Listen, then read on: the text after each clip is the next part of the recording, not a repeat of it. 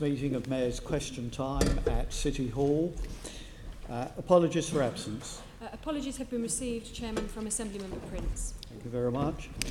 Can I welcome to the public gallery, it looks like we've got a full house this morning, makes a change, TfL graduates, the Team Trips and Volunteering Group from the Ministry of Housing, Communities and Local Government, A-level Economics and Politics students from DLD College London, students and staff from Christ College Finchley, members of the Unison Retired Members Committee, undergraduates from Oregon participating in the Global Education Oregon Study Abroad programme, young adults from the Patchwork Foundation, and students from St Lawrence University, New York State. Can I also provide an update on recent Assembly activity? The Assembly published its latest report from the Economy Committee on micro business concerns. We also made our thoughts known about the Westminster terror attack, the Notting Hill Carnival, the decision on Spitguard use and the Crossrail display. The Assembly began business after the summer break with great gusto, it says here, by holding an emergency plenary session on Crossrail. We reviewed the Mayor's final draft health inequalities strategy, where the Assembly played a leading role in improving the strategy through its robust, detailed scrutiny work led by the Health Committee. The Police and Crime Committee questioned the Met Commissioner about the terrorism threat. We sadly marked 100 homicides in London so far this year as part of the Police and Crime Committee's work on investigating how we can reduce violence across the capital. The Regeneration Committee looked at how resident-led regeneration can help communities recover from traumatic events such as the Grenfell Tower fire. And finally, the Housing Committee discussed the opportunities and risks of London councils in setting up local housing companies in order to build more housing. Declarations of interest. Can I ask the Assembly to note the recommendation set out in item 2? Thank you very much. Does any member have any other disclosable pecuniary interest to declare? Thank you very much. Now we go to the Mayor's report. Can I ask the Assembly formally to receive the Mayor's report covering the period from the 6th of July 2018 to the 30th of August 2018? Agree. Thank you. And the Mayor will now provide an oral update of up to 5 minutes in length on matters occurring since the publication of his report. Assembly members have submitted one request for topic for inclusion within the update, and this is from Assembly Member Shah and relates to the incident at Baker Street Underground Station. Mr. Mayor. Thank you. Good morning, Chair, Assembly members and members in the gallery. This is the third time I've been before you in 10 days, so I'll keep my opening statement short, Chair. I continue to stand up for our city as Mayor and to work on a number of new initiatives to improve the lives of Londoners. This includes stepping up London's preparation in case of a catastrophic no-deal Brexit scenario and ensuring that 3,000 new homes will be built on the remaining legacy sites at the Queen Elizabeth Olympic Park, with the level of affordable housing boosted to 50%. The percentage of homes previously granted permission, which are affordable, was only 29%. Since the last Mayor's Question Time, my main focus has been doing everything possible to tackle violent crime in our city, not only working with the police, but also our programmes to tackle the extremely complex root causes of violent crime. I've continued to work very closely with the new dedicated Violent Crime Task Force, which is funded by City Hall. I'm determined that this unit has everything it needs to focus on the worst affected areas of London. That's why early this week we decided to temporarily move 122 officers from the Met's Roads and Transport Policing Command over to the Violent Crime Task Force. This is drastic action that I'd rather we didn't have to take, but the Prime Minister's refusal to give our police service the funding they need has left us with no choice. I've also continued our initiative to bring together the police with local councils, community groups and others to work on a public health approach to tackle knife crime. And I've continued to deliver projects through our new £45 million Young Londoners Fund, which is providing young people with positive alternatives to crime and violence. As part of this, we've supported hundreds of activities over the summer to help young people keep away from the dangers of crime. But while we continue to take this kind of positive, immediate action in London, The government's crippling cuts to the Met Police and Youth Services is making it much harder to tackle violent crime. Just this week, the National Audit Office, the public spending watchdog, revealed that ministers don't even know the impact their funding cuts have had on police forces, while Londoners certainly do. And it seems it's been obvious to everyone except the government. Cuts really do have consequences, and I'll continue to lobby the Prime Minister and the government for the extra resources we desperately need to keep our city safe. I look forward to answering further questions during the course of the morning, but the first one, as you said earlier on, Chair, is in relation to the incident at Baker Street on the 7th of September, and it's asked by Assembly Member Navin Shah. I want to begin my answer by saying how relieved I am that the family who were involved in the incident at Baker Street were unharmed. I want to offer them, and I'm sure the Assembly does as well, our very best wishes. I also want to commend staff at Transport for London whose quick reactions and professionalism helped to ensure that the family were kept free from serious harm. As soon as operational staff became aware there were people on the track, emergency responders, including TfL's Network Incident Response Team and the British Transport Police, were dispatched to the site and Baker Street Station was closed. Action was swiftly taken to switch off the electrical current in the area, and an off-duty member of staff went under the train to assist the family back onto the platform. Around 50 minutes after the incident, the station was reopened and services resumed. Officers at TfL have reviewed footage from cameras on the platform and spoken to the people involved. They've concluded that this was an accident. Fortunately, incidents like this on the tube network are extremely rare.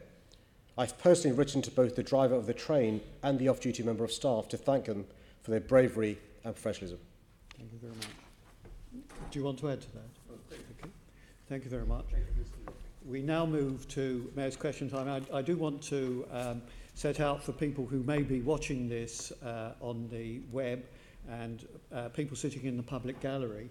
This is strictly timed, and the time is allocated according to the numbers of members which each party has represented on the Assembly. So you may well see attempts by members to stop the Mayor from filibustering, and similarly attempts by me to stop members from filibustering. The object of the exercise is question time, where members are seeking answers to questions. Yes, Assembly Member Copley. I should have declared earlier when you asked for any declarations of interest, I will be asking about community-led housing, and I'm a member of a community land trust called Russ, so I just wanted to put that on the record. Okay, thank you very much.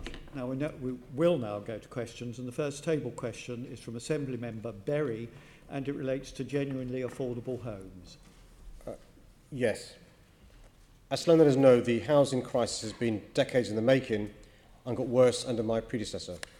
I inherited an appalling legacy of just 13% affordable housing in planning permissions granted towards the end of my predecessor's term, and that was using his definition of affordable housing.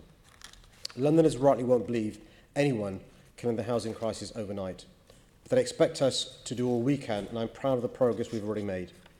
When I came to office, we got to work immediately by publishing new planning guidance in 2016 with our innovative approach to boosting the level of social, rented and other genuinely affordable housing. This approach is now in my draft London plan. We have ditched the previous Mayor's definition of affordable rent at 80% of market rent. Instead, our plan makes clear by genuinely affordable homes, we mean homes based on social rent levels for Londoners on low incomes, including London affordable rent, London living rent, homes aimed at average income Londoners with discounted rents pegged to incomes, enabling them to save for a deposit, and London shared ownership, homes which allow Londoners who would otherwise struggle to buy to purchase a share in a new home and pay rent on the remaining share. Under our new approach, we've seen real progress. Data from London First shows that on new applications for major developments in 2017, affordable housing made up 34% of all homes. And in schemes which I've considered between the formal adoption of the guidance and June this year, the average level of affordable housing approved has been 38%. Our approach to planning works hand in hand with our approach to investment. We secured £4.82 billion from national government to help get 116,000 social rented and other genuinely affordable homes underway by March 2022. And like our planning policies, this has already shown progress too. In 2017-18, we exceeded the target agreed with the government and saw over 12,500 affordable homes started, more than in any year since devolution of housing investment to City Hall. Crucially, this included nearly 3,000 homes at social rent levels, up from 0 in the pipeline inherited from the previous mayor. I want to build more social rented homes and know that councils must play a key role in building them. Early this year, we secured money from the government for social rent, the first time a mayor has done so in nearly a decade, which enabled me to launch City Hall's first ever programme dedicated to council home building. This will see us working with London councils to start 10,000 new council houses over the next 4 years. London has no chair that to fix the housing crisis, government needs to give us much more money and powers. In the meantime, I'm using every tool we have to build more genuinely affordable homes, and particularly the social rented and council homes that Londoners so desperately need. Mr Mayor, for all of that. My question asked about planning policies, and I wanted to ask about some work I've done to monitor affordable housing in planning decisions. I've published a report, and the question I asked for my report, which is called No-Show Homes, was how many affordable homes for Londoners should have been secured from planning permissions in recent years, according to the current London plan policies that you inherited, but were not. I looked at all the data since 2016, and I found that 153,000 homes have got planning permission. Is there going to be a question here, or are you telling us about your report? I need to put some data before the Mayor before I ask my question. Thank you very much. 153,000 homes have got planning permission. So homes are being planned with lots of potential affordable homes missing. So in total, what I found, by missing Mayor Johnson's strategic target of 40%, London's missed out on 33,424 affordable homes. Now, I also found a huge difference between boroughs when I checked where the missing homes were. And obviously, the number missing in each borough is a combination of the percentage the borough's managing to get plus the amount of development that's going on. I'm sorry, Senator Member. My question to you, Mr. Mayor, is... Go on. I can go. Thank you very much. Question. My question to you is, what are you saying to London boroughs who are letting affordable homes in current developments slip through the net? And are you focusing attention and the help you give in tightening up planning decisions on those places with the most lost homes, because their failings have the most impact on Londoners? Well, just a few things, Chair, if I may. My understanding of the previous mayor's London plan, which still exists now, is there was no target. He made a virtue of abolishing Ken Livingstone's target, and he, in an article he gets paid very handsomely for, accuses me of being ideologically obsessed with affordable housing. And I plead guilty to my obsession with affordable housing. And by the way, the editor of The Standard, George Osborne, also criticises me for wishing to build more affordable homes. Yeah, this is the issue I'm trying to tackle today. Yeah. I'm not sure if I agree with your analysis, though, about the previous mayor having a target, because he didn't, let alone 40%. But also, you'll be aware, a number of councils decided on applications that don't reach me because they're of a certain size. Yeah. So the only applications I see are those applications that are for more than 150 units or above a certain height. I've been quite clear in my SPG guidance that the expectation is for a strategic target of 50%, but they can be fast-tracked to 35% if the developer agrees to throw away 35%. Mm-hmm. And I'll be making sure when it comes to me deciding upon applications, seeing what a council is doing, and if a council isn't meeting its affordable housing target, that may be a reason for me to step in and intervene. Great. I mean, things I'm thinking about, for example, proactively deploying your viability team to boroughs that are doing badly. But just a final question about the fast-track policy, which you mentioned.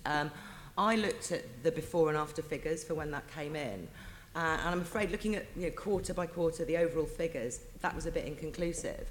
But in July, there's just been 11 applications, so this is not scientific data. The numbers I looked at are more promising. There were 45% affordable homes in the July figures, and you've said that it's been 38% since June. Now, both those figures are above 35. So will you keep monitoring this progress and review the threshold of 35% much earlier than you're currently planning to do that in 2021? Well, there's a formal process of adopting the London Plan. I can't accelerate that. That's in the government's hands. Your SPG could be amended earlier. The SPG's guidance, and it has less legal weight than it would do after the adoption of the London Plan. So we're keen to make progress to have the London Plan adopted in full rather than in draft. We've telegraphed, though, to councils, developers, housing associations what the intention is. And a savvy developer will want to fast-track 35%, sooner than the London Plan being adopted. That's one of the reasons why we did it, to accelerate houses being started in London, but particularly affordable housing. Okay, thank you. I'm afraid I'm out of time, but thank you very much. That was interesting. Assembly Member Copley, Social Housing Green Paper. Thank you, Chair. The Social Housing Green Paper was trailed by the previous Secretary of State as the most substantial report of its kind in a generation. But without an extra penny of investment in new social rented homes, the published version objectively fails to live up to the hype. City Hall analysts have calculated that to meet our need for social rented and other genuinely affordable homes, London needs around £2.7 billion of affordable housing investment a year. That's 4 times more than we currently receive, and shows why an urgent and drastic step change from government is needed. Meanwhile, we're doing all we can to build more social rented and council housing. We started a record number of genuinely affordable homes last year, including nearly 3,000 at social rent levels, up from 0 that I inherited from the previous mayor. This year, we've launched City Hall's first ever dedicated council home building programme, which will see London's councils build 10,000 new council homes. Councils are essential to building a bigger and better social rented sector, and I'm determined to do all that I can to help them build more. Looking beyond the critical issue of investment in social housing, some of the other proposals in the Green Paper are potentially a step in the right direction. I welcome the government finally abandoning plans to force councils to sell their higher value social homes, and I'm pleased that the Green Paper takes up some of the changes to the social housing regulator and housing ombudsman that we put forward in our London housing strategy. But if the government was serious about listening to the voice of those living in social housing, it would have committed to appointing a commissioner for social housing residents to ensure the views of social tenants and leaseholders are understood by policymakers within the government. It would also have taken action to free councils to build, such as by scrapping artificial borrowing caps and strengthening their CPO powers. My formal response to the Green Paper will be informed by discussions with social tenants, which is why my Deputy Mayor for Housing, James Murray, and his team will be meeting groups representing social tenants across London in the coming weeks to seek their views. But ultimately, building a bigger and better social rented sector requires a clear vision and the resources to help councils and others deliver that vision. On that measure of success, the Green Paper fails. Thank you for that answer, Mr Mayor. And I agree with you. I'm pleased that the Green Paper proposes to repeal some of the worst elements of the Housing and Planning Act, like the forced sale, like the end of lifetime tenancies, both of which, by the way, your predecessor was a big fan of. But I'm also very surprised that not only did the Green Paper didn't announce any new funding for social house building, I don't think it even mentions it. You talked about the pot of money that you've got for your programme of helping local authorities deliver new council housing. Many authorities are now starting to build after many years, but I imagine that they do struggle with a lack of expertise after decades of not building. What can you do, and what can City Hall do to assist those boroughs in getting these house building programmes going, not just financially, but in other ways as well? You're absolutely right to remind us that actually many councils have had their expertise taken away from them. It's been hollowed out because for years and years they've not built council homes. And it's not a criticism of councils, it's just a reality of where they are.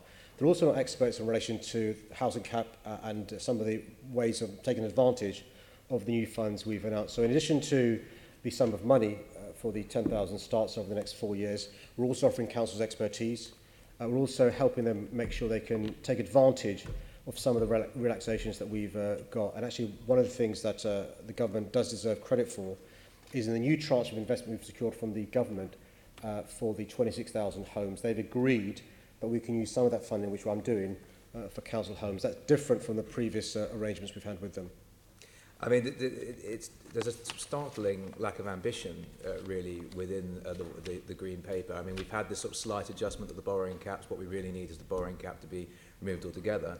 It's also talked about, I think, reviewing how councils can spend their right to buy receipts. We were told at Housing Committee the other week that by Tower Hamlets Council, they've got £105 million in right to buy receipts they can't spend through their housing revenue account because of these ridiculous restrictions, which is why they're putting it through one of these wholly owned companies that councils are setting up in order to deliver new social housing. Don't you think the government should just get on and say that councils can combine these right to buy receipts with, for example, your affordable housing grants, and just get on and do it? Absolutely. It'd be really easy to do at the moment. Unless a council can guarantee they can spend that money within a certain period of time, many councils are returning the money to government. because the interest rates you've got to pay back are so huge. And so councils who want to build council homes aren't doing so. But also the rules mean they can't bring monies together. It doesn't make sense. And we'll continue to lobby the government. There's a newish Secretary of State in play. He's a London MP. We hope he understands the challenges London councils face, and we live in hope. Indeed. I want to move on to the issue of community-led housing. You set up the community-led housing hub here, and I was wondering what plans you have to provide greater funding for community-led housing projects that deliver affordable housing. Well, can I thank you for your work in this area? I know you declared your interest. Groups like London Citizens have also been lobbying about the need for community-led housing, and as some colleagues in the Assembly have also been big advocates for some time now in relation to community-led housing. We've done a number of things in this area. We set up an innovation fund to help communities think about beginning schemes. Often communities haven't got access to land, haven't got access to finance, haven't got access to the skills and expertise required to bring forward a community-led housing scheme. So we're hoping that the Innovation Fund and the London Community-Led Housing Hub will provide the skills and expertise required. We have a target of 1,000 community-led housing starts by 2021. TfL have set aside 2 pieces of land which have been earmarked for community-led housing, and so we're optimistic there'll be some progress here, and success stories will lead to others having confidence and lead to this potentially being scaled up in years to come. Yeah, I mean, I think one of the issues is that this is something that it's on a very limited scale at the moment, and it's about making sure once you've got a few projects, they'll grow and grow. I note that you made last year £3.1 million available in loan funding for community-led housing projects. What's the uptake been of this funding? There's been a lot of enthusiasm in relation to communities wanting to know a bit more about the fund, wanting to speak to our experts, but what gives them the best confidence in speaking to another community that's done it. And that's why we're keen to get some success stories off the ground. And that's one of the reasons why we set up the Innovation Fund, to allow communities the confidence to borrow some money. And we've got to realise some of these schemes may not lead to community-led housing, but the exploration is really important for these communities. Are you able, I mean, perhaps not now, but are you able to provide us with sort of a list of projects that are being funded with this loan funding? Chair, subject to commercial sensitivities, very happy to do so. Fantastic, that's great. Thank you very much. Thank you very much. Next question relates to the knowledge and is from Assembly Member Curtin. Thank you. The knowledge is widely acknowledged as the most comprehensive local knowledge test in the world. The dedication, discipline and perseverance required to become a London taxi driver is what makes our cabbies the best in the world. In the Taxi and Private Hire Action Plan, I've committed to ensuring a fair marketplace for the capital's taxi and private hire trades, with special privileges for those who become a licensed London taxi driver. TfL has introduced the acceptance of credit and debit cards in all London taxis, increased the number of bus lanes available for taxis to use, and are increasing the number of ranks across the capital.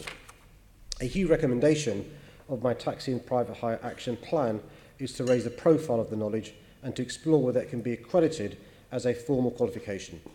TfL has for some time been working closely with Ofqual, the Office of Qualifications and Examination Regulations, with the aim of establishing the knowledge as a formal qualification. In parallel, TfL is also exploring whether this work could potentially enable applicants to apply for study loans. TfL's knowledge staff have attended a number of events, including careers fairs, school career events and careers days for candidates who've left or are in the process of leaving the armed forces.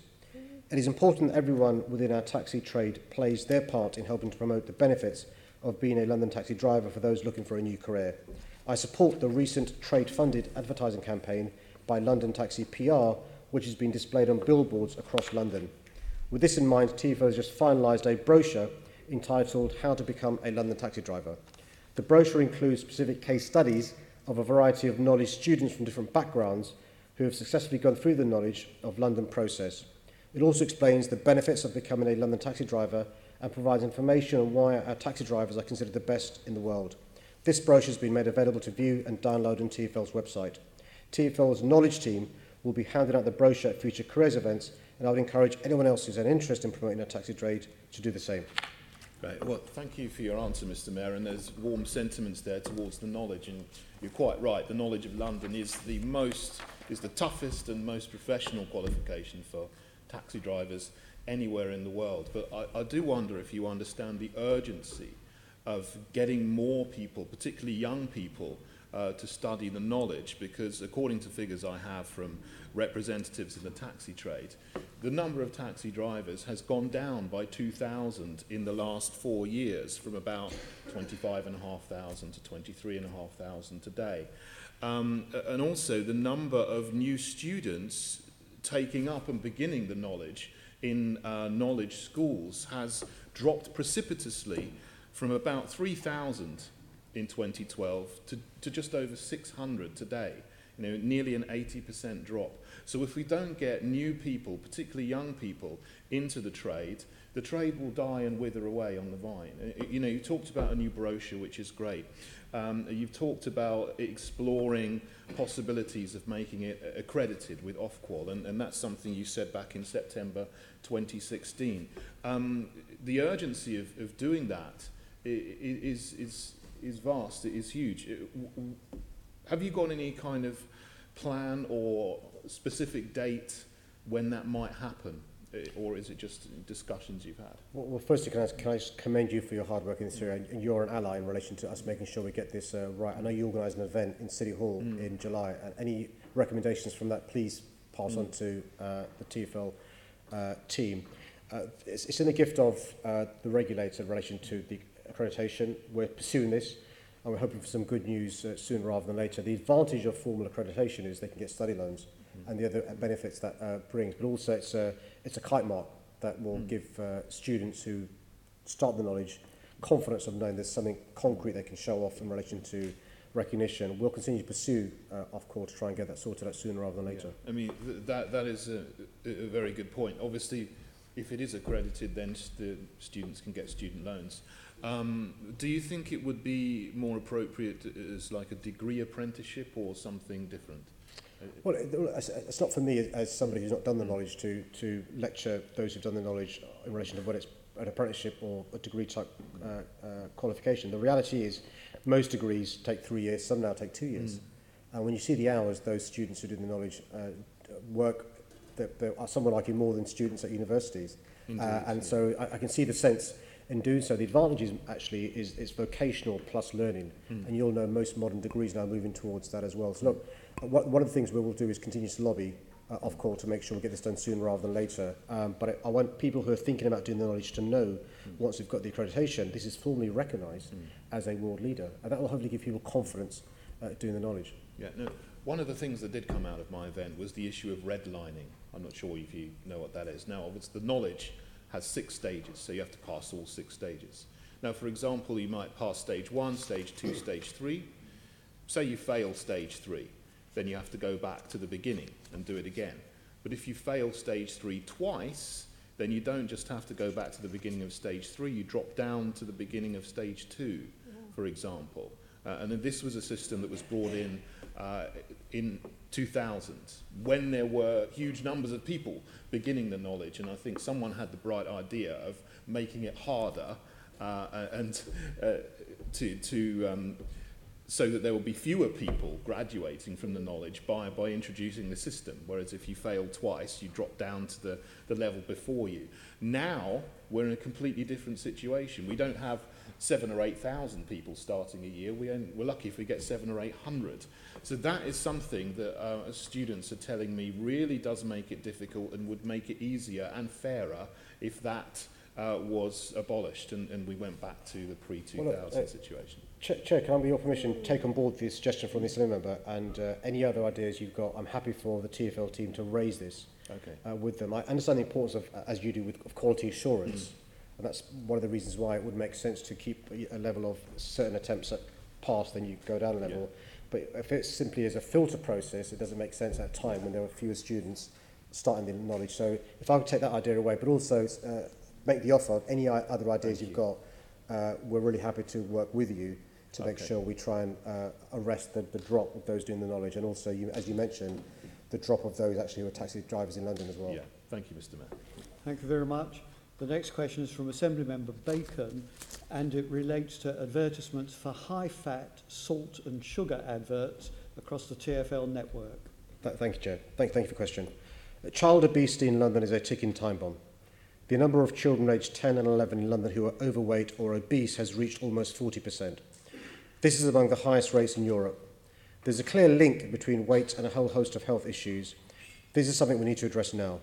If we don't, we risk placing a huge strain on our already pressurised health services in years to come. Public Health England estimate the cost of obesity in England to the NHS is £6.1 billion per year. The government estimate the overall cost of obesity to wider society is estimated at £27 billion per year. There's no single intervention that will solve London's child obesity problem. It requires a range of policies as outlined in my draft London Food Strategy. And this is an area that I, as Mayor, have the power to take action and contribute to tackling the problem. The proposed ban on advertising junk food in TfL's advertising estate is just one of several ways that we are trying to tackle the problem. But we do know it can make a difference and that it matters. Research by the National Centre for Social Research and Council Research UK found that advertising does impact children's food choices. That seeing unhealthy food in advertising, particularly those aimed at children, creates extra pressure on children and families when it comes to choosing what to eat and drink. Junk food ad bans have already been used in Amsterdam as part of a package of measures in the city to tackle childhood obesity. Together, these measures have already resulted in childhood obesity falling by 12% overall and by 18% among the most deprived children. The proposed ban would reduce children's direct exposure to junk food advertisements. It would be aimed at products, not brands, so a brand could still advertise a healthier product in their range. The revenue from advertising of less healthy food and drink on the TfL advertising estate is estimated to be in the region of £13 million a year. However, we do not necessarily expect there to be any significant impact on overall revenue, as we expect brands to advertise these products, advertising these products to switch to advertising the healthier products in their range. Our consultation has only recently closed. We're now considering all the responses. At this stage, we're not yet in a position to confirm what restrictions on junk food and drink advertising would involve, but my officials are working with industry partners to ensure we minimise any unintended consequences. Thank you very much for that lengthy answer, Mr. Mayor. You have just stated confidently that you wouldn't lose the money, you would replace it elsewhere, which is at odds with what we heard at the Budget Committee in June and July when we met with the Finance Officers of Transport for London and also people from the Advertising Association. Where do you expect that money to come back from? I think the phrase I use is we do not necessarily expect there to be any significant impact on overall revenue. So the estimate in a previous year in relation to the advertising that's spent on, inverted commas, junk food, foods high in fat, salt and sugar, is £30 million. But as I said, the proposed ban is aimed at products, not brands. It's possible for somebody who has other options to redirect their adverts to other options. Mm-hmm. So it could be the same product advertising using the space, or it could be somebody else. So we're not quite sure yet how it pans out. Obviously, it's contingent on what discussions we have with the industry over the next few weeks and months. But we heard repeatedly from both the industry experts and Transport for London that replacing this was not going to be at all straightforward. And of course, according to Transport for London's business plan, it's not just replacing it and staying static. Over the lifetime of the plan, it predicts or requires an increase in advertising revenue on the TfL network by more than 51%. So are you in a position where you can afford to let this go? Well, the business plan will be produced later on this year, and our advertising revenue is a revenue stream that's really important to TfL. I don't accept we will necessarily lose £30 million on advertising revenue. Let's wait and see what happens. I'm confident that those products will still use up some of the advertising, if not all of it, and if not, that we'll find someone else to replace it. I've explained the cost to the NHS on an annual basis and the cost to our economy.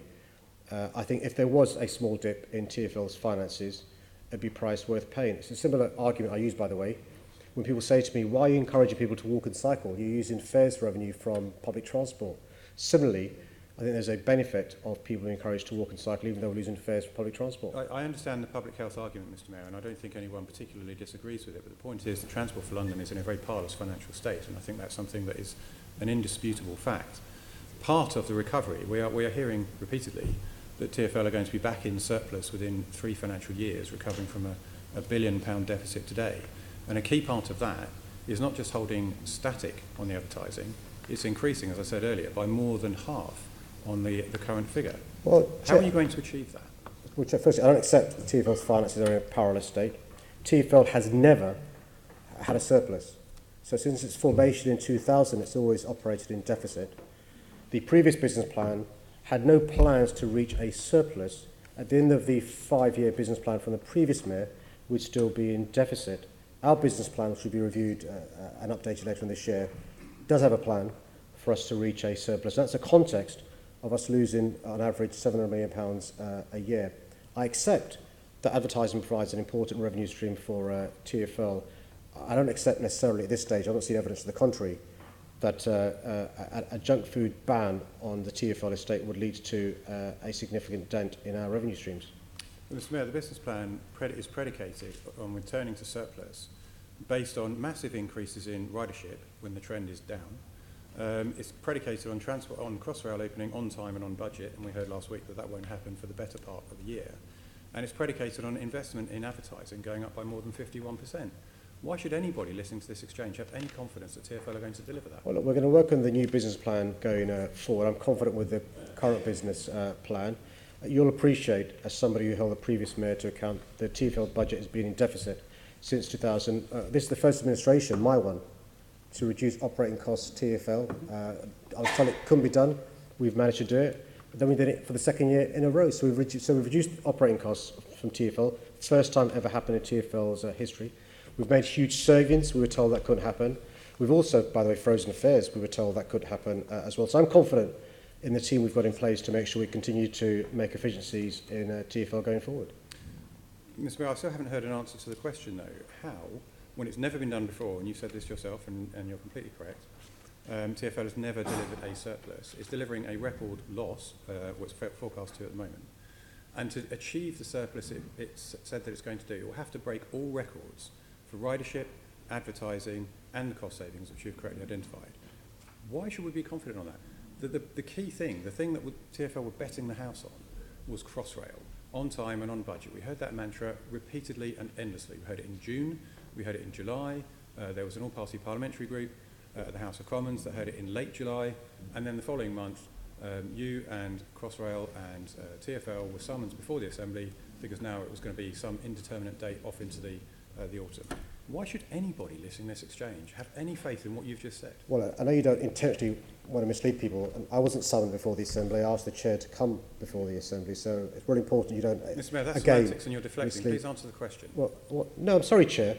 The Assembly member has a habit of having false premises in his question. And I thought you would have picked him up and put aside party differences to be an impartial Chair. You are deliberately Mr. Mayor, you wasting made time. the point yourself. You know, there's no need to expand on it. You say you were first, there we go. Well, fine, Right. so I'm glad we agree. I wasn't summoned before the Assembly, and I asked the Chair to come before the Assembly to explain what Crossrail Limited told me the week before. The central point, Mr. Mayor, There you go, Chair. is that we have heard endlessly that Crossrail was going to be on time and on budget, and the advertising is part of TfL's business plan, as is the massive increase in fare revenue that we're all predicting. On time and on budget turned out to be massively late and way over budget. You appeared in front of the Assembly. We can disagree about summons or whatever. I'll accept your point. You weren't summoned. You appeared before the Assembly. Chair, we're somewhat strayed from the original point of the question, which I kept quiet when we moved into the surplus of TfL. We're now moving on to Crossrail. Are you going to make a ruling on this? Well, no, Is I'm it not. legitimate in terms of Chairman. I'm not going to make a ruling. The mayor can decline to answer those points, giving the argument that you have made, that he is here to answer a question on the revenue. Chair, in due of that, my point of order is still there, in that leniency that you're giving in terms of wide-ranging from the original question, then I expect you to give that leniency to every member around the table as we answer our questions as well. I'm very even-handed in these matters. Do carry on, Assemblymember Bacon. Mr. Chairman, I appreciate that the leader of the Labour Group would want to protect the Mayor over the disastrous unravelling of TfL's business plan, but I would appreciate the Mayor giving me an answer. Low blow. Sorry, Chair, I missed the question. Yeah. Oh, for heaven's sake. He hasn't missed the question, Mr. Mayor. He's wasting my time, which is a well-proven tactic. Mr. Mayor, the TfL business plan forecasts an increase in advertising revenue of 51%. Your policy is going to put a big dent in that. It's also forecast a massive increase in ridership across the entire network, including Crossrail being delivered on time and on budget, and we now know that's going to be nearly a year late. How would anyone listening to this exchange have any faith that the numbers that you are talking about will be hit in the timescales out envisaged? The concern the Assembly member has is that our ban on junk foods could cause a serious dent in TfL's budgets. I've explained in answer to the first question that the estimates we have for the amount of monies raised via junk food advertising is in the region of £13 million a year. We're confident that those products who spend the £30 million a year will advertise other brands in their range of goods that they sell. If they don't, we think the £30 million can be replaced elsewhere.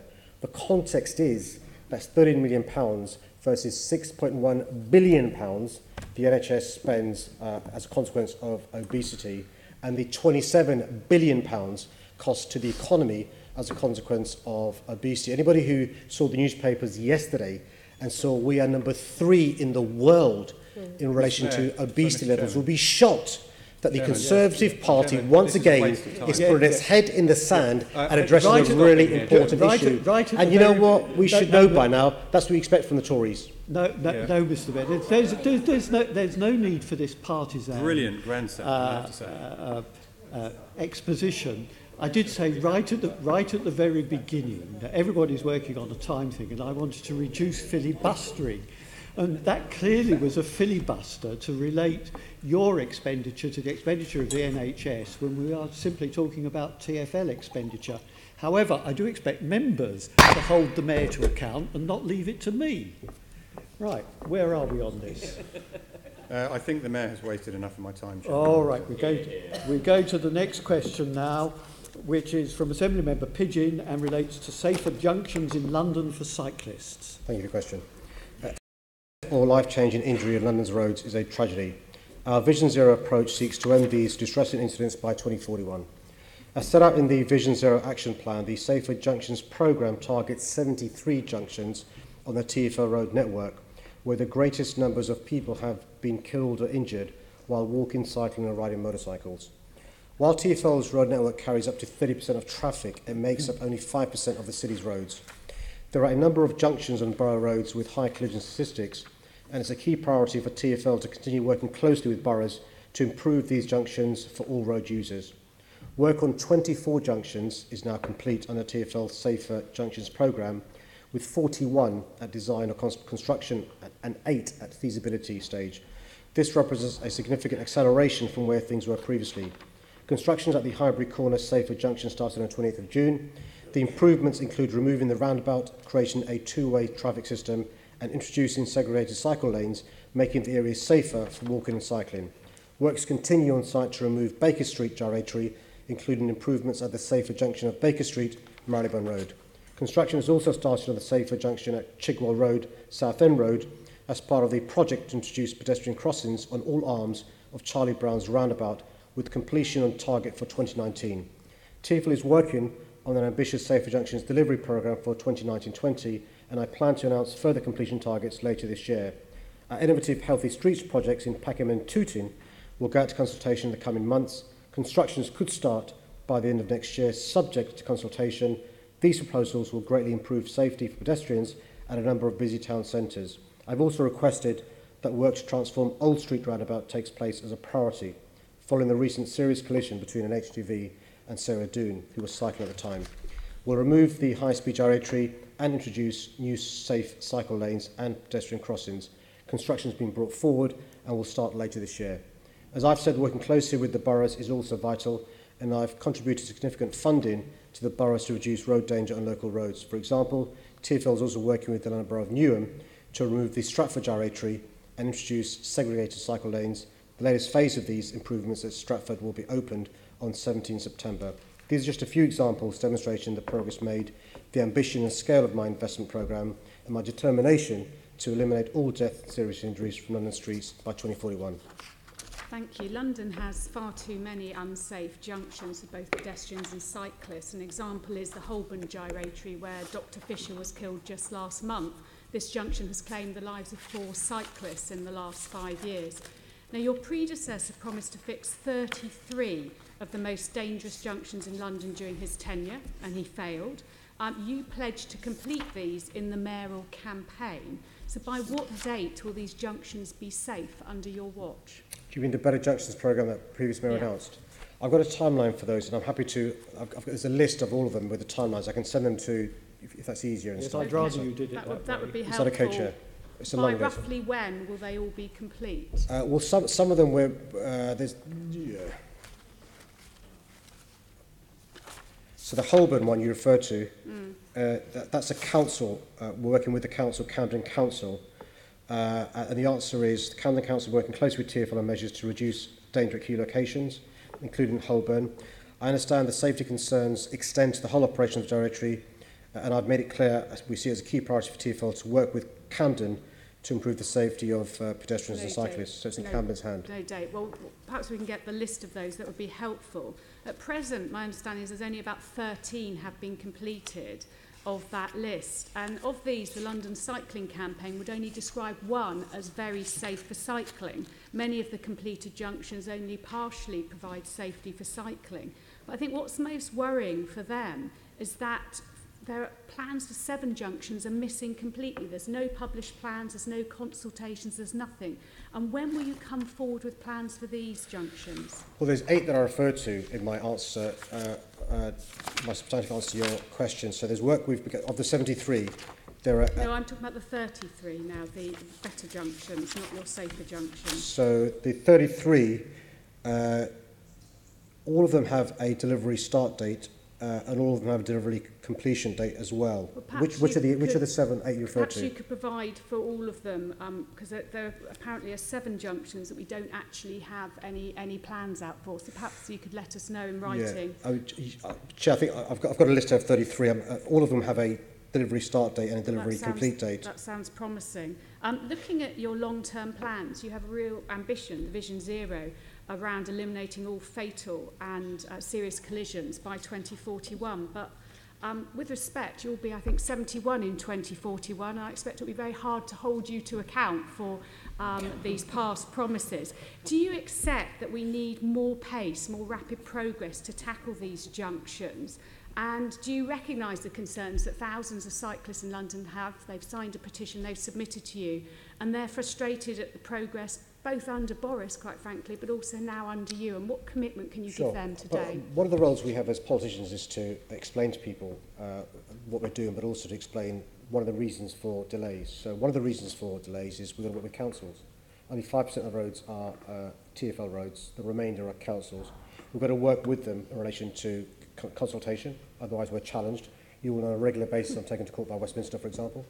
And so we've got to make sure we consult with councils. We've got to make sure also that if there are other projects taking place in the same place, we line them up.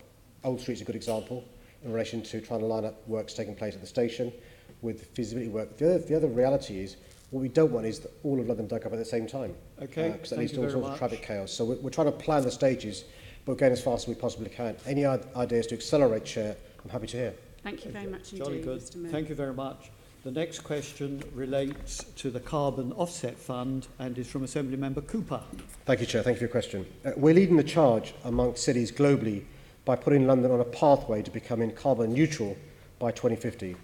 Our plan to achieve this is ambitious, and it also complies with the Paris Agreement to limit global warming to 1.5 degrees. As well as cleaning up our transport and energy supply, we need to make sure that new buildings, which will last for decades, are zero carbon.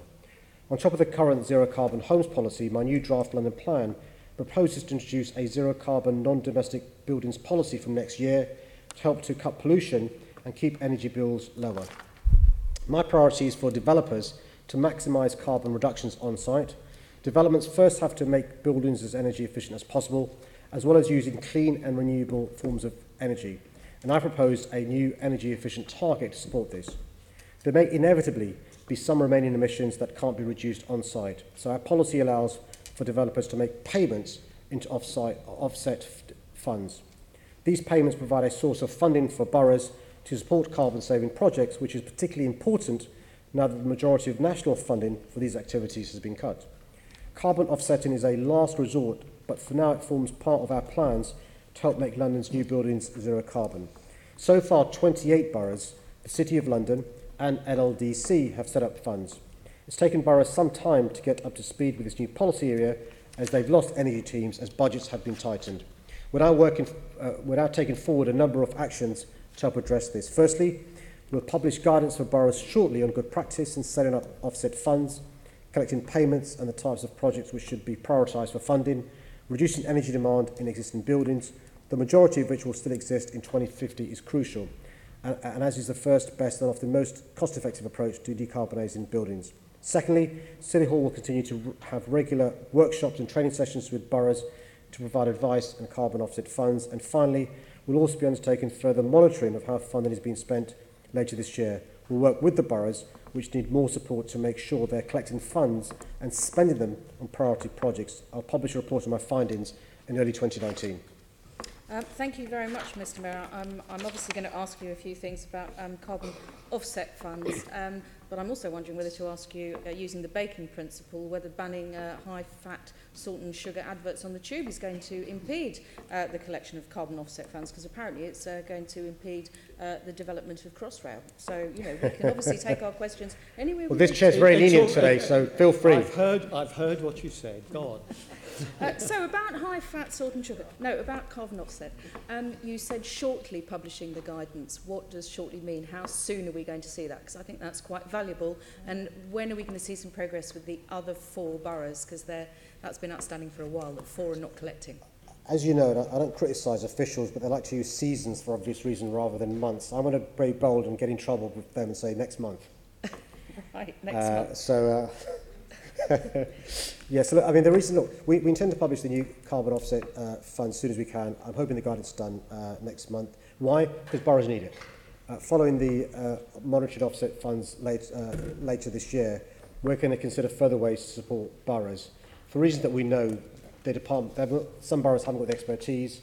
For reasons we know, there's a need for some help to boroughs. And so we hope to have the guidance ready next month, if for no other reason, because councils in the meantime may make decisions they regret, and so the sooner we do it, the better. Well, I look forward to hearing more from Deputy Mayor Rodriguez on that next month then. Any progress with those 4 boroughs, supporting them, carrot and stick? How are we able to get all 32 boroughs on the page here? Well, can I just say, I've seen no evidence that they are hostile to the idea of doing it. It's just priorities. You know, they're having shrinking budgets. Over the last 7-8 years, they've seen their budgets cut by almost half. Planning departments are hollowed out, energy teams don't exist, and so we've got to just slowly move them there. The London councils have been excellent in trying to coordinate and help us get people together, and so we're confident persuasion is the way forward, but also they see the benefits of making sure developers pay what they should be paying in relation to these carbon offset funds. I mean, as you mentioned, developers and London councils, obviously the concept of pooling of the carbon offset funds, has there been any progress on that? Because obviously a number of developers work across boroughs, and obviously through London councils, the councils do work together, and that could be a really effective way of using the money. Obviously it is a last resort, and you know, congratulations on all the other aspects, but it is possibly an important source when brought together of additional funds. You raise a really important point. I'm optimistic that you'll see more and more councils working together. Not simply in relation to the pooling of offset funds, but in relation to areas around apprenticeships. There are developments we know in the area you're the representative for, Nine Elms, which are over 2 boroughs, Lambeth and Wandsworth, and there was some good working together there. But actually we need to do more of that. So, for example, boroughs are more collegiate in relation to Section 106s for apprenticeships. They can be taken over, but also in relation to pooling their carbon offset budgets. Often, actually, that's the way to go forward in relation to the big developments that we need to have in London. Thank you very much, Mr Mayor. Thank you, Chair. Next question is from Assembly Member Bailey and relates to knife crime. Thank you, Chair. Thank you for the question. Every death as a result of violent crime is a tragedy, leaving lives destroyed and families and communities heartbroken. The level of violent crime in London is unacceptably high, and I'm committed to tackling this. I launched my knife crime strategy on the 27th of June last year. This was widely supported, including by Assembly Member Bailey, who welcomed the decision not to simply focus on police activity. I've introduced tough, immediate measures to address the rise in violent crime. These include invested an extra £138 million in the Met to keep police numbers as high as possible, creating and expanding a new dedicated violent crime task force funded by City Hall, which is solely focused on violence in the worst affected areas, created a new £45 million Young Londoners Fund to provide young people with positive alternatives to crime opportunities to get into employment and training, bringing together the police, local councils, charities, community groups and others to work together on a shared public health approach to tackling knife crime. I'm not excusing criminality, but it's important to understand the causes of violent crime are extremely complex and involves communities, gangs, drugs, poverty and a lack of opportunities. The problems have been made much worse by the government's huge cuts to the Met Police and youth services across our city, which began in 2010. This has resulted in police numbers falling to the lowest level in 20 years and the decimation of the very services that address the root causes of crime. The truth is, cuts really do have consequences. You have to wonder what sort of advice special advisors on youth and crime were given to George Osborne and the rest of the government when many of these cuts were first being implemented. It's interesting, to say the least, that those who are now protesting the loudest, whether in their new role as editor of the Evening Standard or as an Assembly member, are the ones who are the very architects of these cuts in the first place. I've given you latitude because I hope that Assembly Member Bailey would stop you, but I don't actually think that, despite what I said, I said to Assembly Member Duval, but you really do seem to be going off piece. Well, it appears, Chair, that the leniency only goes one way, and I would argue... No, I gave you... I would argue, Chair, what sauce for the goose... What sauce for the goose? No, I gave you latitude. I've explained well, why. Chair, look, can I say, Chair, listen, I understand why you're embarrassed by the Evening Standard's editor and by Sean Bailey. I'll stop there, Chair. Good, okay. Assembly Member Bailey. I can hear from your answer you're keen to blame everybody else, but the point is this: you are effectively the Police Commissioner in London. It is your responsibility to deal with crime. You've said in the past that you've done your bit for violent crime in London. Are you saying there's nothing more you can do to help push down violent crime in London? Absolutely not, Chair. I think this member wasn't listening. What I said is that we announced a strategy and we're doing much more than was in the strategy, for the simple reason that just like criminals evolve and find new ways to cause us damage, we've got to evolve and find new ways to keep our citizens safe. So, for example, so maybe after... Just answer, are you saying that there's nothing more you can do to help violent crime in London? Yes or no? No, we're doing stuff all the time. Like Chair, I'm not sure if I'm not being heard. We're doing stuff all the time. We'll continue to do even more stuff. As recently as this week, I announced further investment in the Violent Crime Task Force. So we'll carry on doing more and won't stop. Is that it? Apparently so. No, not from me. Not from me. So what I want to focus on, I think your priorities have been wrong, and I want to know what further steps you're going to take to address crime in London. You say that the police are not being funded. You have much waste in City Hall. Why are you not focusing that on doing more for the police? Okay. So the question is, sorry, Chair, the question is, why are you not spending more of the money you already have on addressing crime in London? Should I give you an example of the waste we have in City Hall under your mayorship? Do you want one? Is that a rhetorical question? No, well, he says he doesn't understand. I'm trying to help him understand. Okay. So the question is, I think, Chair, please stop me if I get this wrong. The question is, what more will I spend on fighting crime? Is that the question? I think that pretty much summed it up. Okay. So just the context is really important. So far, we've invested £138 million in the police since I became mayor. That's more than the previous mayor invested in his time as mayor. And we've invested £45 million in the Young Londoners Fund.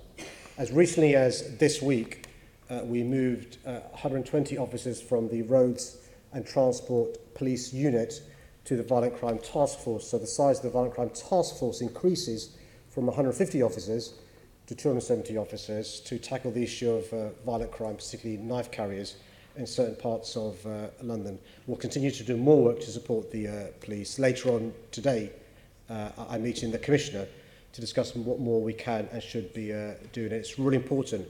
We support the police, but also we support communities to divert people away from crime, to prevent people thinking it's okay to carry a knife, but also to be tough on enforcement as well. do you think it's appropriate to increase the budget in City Hall by £26 million and then crow that you don't have enough for policing and say that there's consequence of the cuts? Let me give you an example. You've increased London and Partner spending by 1.8 million. You've increased your own PR and marketing budget by 2.8 million. You've increased MOPAC by 10.5 million. The culture budget, an increase of 9 million. Your own office expenses by 1.8 million. Do you think that's an appropriate use of City Hall money when so many Londoners feel unsafe? Well, without accepting the premise of the numbers, because I think there's some misleading taking place there, I do think that we've got to How continue... so? They're all in your budget. Well, I'll give you one example, for example. The assertion from Assemblymember Bailey is that MOPAC's budget is increasing in relation to core spending, where in fact what MOPAC does is it applies for specific monies from the government to spend on projects. So we can't spend it on core budgets. We're simply spending on services across London. They could be projects to fund schemes to stop violence against women and girls. They can't be used for a bloated City Hall budget. There could be monies to support havens or refugees. And so when the assertion is that MOPAC's budget is increasing, the implication is it's on bureaucracy. No, the amount of money spent on core services is equivalent to or less than other police and crime commissioners. What we're doing is being successful in bidding for money to spend on Londoners. Mr. Mayor, can I interject? So you're suggesting that MOPAC spends less than other police and crime commissions around the country? Is that what you're saying? Well, I'm glad the Senator asked me that question because I've got numbers here. And so... why don't you answer him directly? Are you saying that MOPAC is spending less? I like to back up my assertions with figures, Chair. It's very important. There's no need for leniency. It's just the way you answer a question with facts. And so the assertion is that MOPAC spends too much money on its bureaucracy. Well, MOPAC compared to, for example, West Midlands, West Yorkshire and Merseyside does very well in relation to percentage of core versus net and gross budget. And by the way, wasn't quite clear if this only meant net budget or gross budget of MOPAC, but on both figures we do pretty well. So to give you an idea, West Midlands spends 20% on core services versus gross budget. Merseyside, 22%. Mayor, one example, dude. Don't waste my time by going through all that. You can write to me if it's that important. No, be quiet, because he's not wasting my time doing that. My last question, I want to focus on that. Are you saying there's no more you can cut from City Hall's budget to focus on pushing down violent crime in London? Well, firstly, Chair, I'm sorry it's the last question. I was quite enjoying this exchange. But secondly, but secondly, no, we'll do whatever we can to cut down on inefficiencies. It's really important we provide value for money. And so, for example, this week we've given a good example of diverting resources that were currently being used for the Roads and Transport Policing Unit but that's not from to the Violent Crime Task Force. Well, I'm really sorry that someone doesn't understand. We pay for a significant part of those police officers. We pay 65% via TfL for these officers. And I'm really happy, Chair, to organise a tutorial for some members in relation to the way policing works in the House. I'd love one from you, because you seem to know. Chair, I think that's enough from me, because the Mayor's not being a All right, Assemblymember Duval. Well, Mr. Mayor, I wasn't going to intervene, but after that performance, and I don't want to wreck any clips that the Assembly member might be making of this exchange with you, but I seem to recall back in Hounslow, at People's Question Time, Assembly member Bailey, and I dug this up because I saw the question he said to you at the time, in regards to the knife crime strategy, credit where credit is due. The Mayor did say he will do something about this, and he has. Shock horror. Why do you think he's changed his mind? Why do you think he's changed his mind? I'm waiting for when we actually hear, when we have a Mayor candidate, but I honestly don't want it to be rehearsed here. Oh, it could be for all sorts of reasons, Chair. Chair, you've interrupted Assembly member Berry earlier No. in terms of her questions and leniency. I don't mind you've not done that with your own members, Chair. No, it's the personal I'm stuff. saying there could be all sorts of reasons why the Mayor may have nothing to do with the mayoral hustings at all in terms of that, but the Mayor might want to come back of why Assembly... That's ingenuous. Why don't we wait Shall we get I think it's a legitimate question. We're simply rehearsing It's a legitimate question in terms of the contribution made by Assemblymember Bailey to this important debate for Londoners.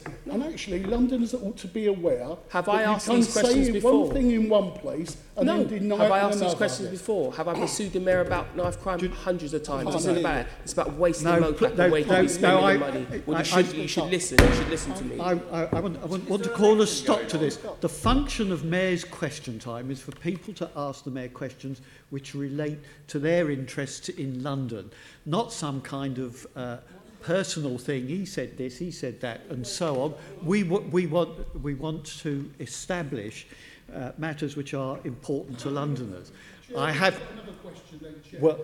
Shall I do another question? Provided it is along those lines. Mr Mayor, sorry, I'm full of cold and my hearing's not very good.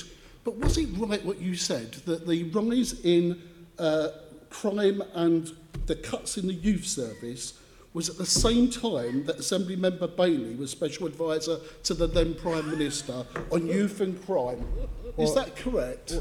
Chair, the question I've been asked as the Mayor I think it was. is really important to answer the question. No, I accept Chair. that is a legitimate question. Yes. Well, Chair, I think it's really important that we as an Assembly know that an Assembly member was a youth and crime advisor to the government, which included George Osborne, the editor of The Standard, at a time when massive cuts were being made to our police service, massive cuts were being made to our youth centres, and it's noteworthy, Chair, that those who protest the loudest now were the architects of the very cuts that have led to some of the consequences we're seeing today. And if it is the case that Assembly members want me to remind London of that, I'm happy to do so. Yes. Right, thank you. Assemblymember Bailey, yes. It's very nice to sit here and take lectures about cuts, but weren't you part of the government that devastated our national finances that led to all the austerity in the first place? I think No, Chair, I've been asked the question. No, Chair, I've been asked the question, and you will, I'm sure, as a fair Chair, allow me to answer the question. Very, very briefly. Well, no, I'm sorry, Chair. No, I'm sorry, Chair. With respect. This is an abuse of question time I'm by sorry, all Chair. sides. You see, Chair, I'm really sorry. The impression you're giving is you've decided who you're voting for. Now, No, let me be clear. I've been asked a question. And before I've had a chance to answer, you're saying answer it very quickly. But it required a one-word answer. I'm really sorry, Chair. It's for me to decide how I answer the question, even though you may be favouring that candidate. I perish the thought. I do resent this. I'm not favouring anybody. My job is to hold the ring, but unfortunately the ring is getting very spiky at present. So there we go. Spiky ring. So, Chair, would you like me to answer the question now? Yes, briefly, please. So, the question I was asked was, do I accept responsibility for the worldwide banking crash caused in 2008 when there was a Labour government? And I think the assertion is that the Labour government was somehow responsible for Lehman Brothers and other banks in America going under. No, you're turning this into a charade. This sort of discussion should not be held here at MQT. Have you boys finished? Have we right. finished? Have we finished? Are you going to answer my question? Please. Back, Boris. Please. No, I'm going to stop this. Can we please go to the next question from Assemblymember Twycross? Oh.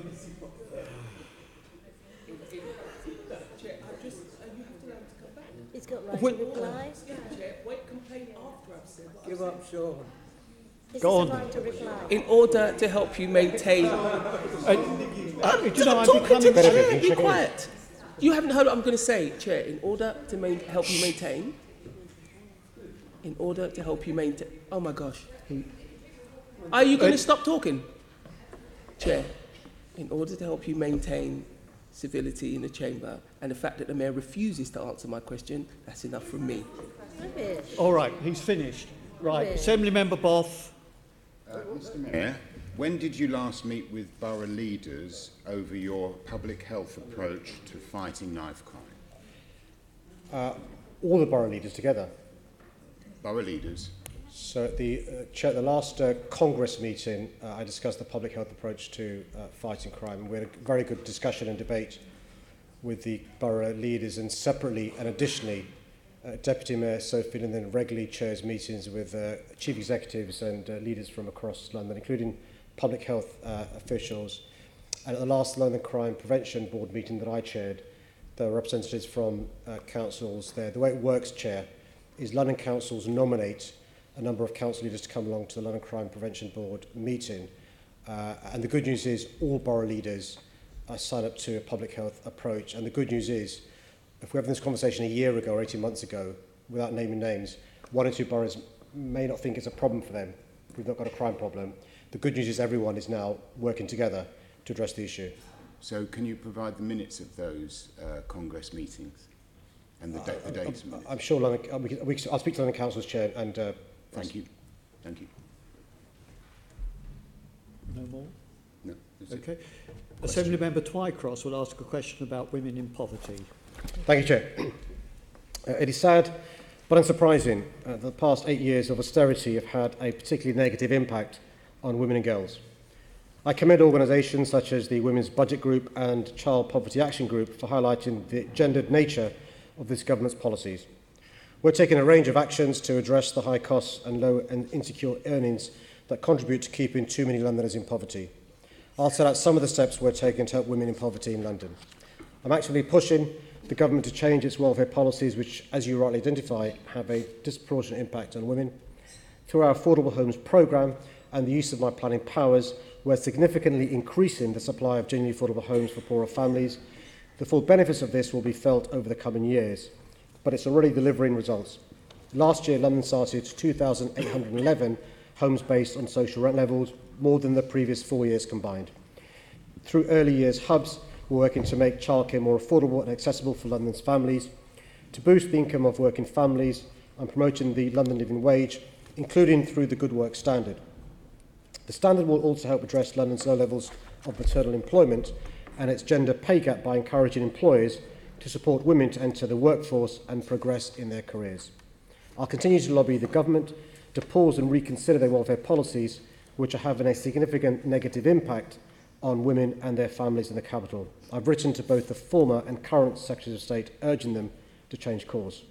I've publicly called for a pause to the rollout of universal credit in my response to the Social Security Advisory Committee consultation on moving legacy benefit claimants onto universal credit, not least because of the severe risk this step poses to some of those most in need of support, such as victims of domestic violence.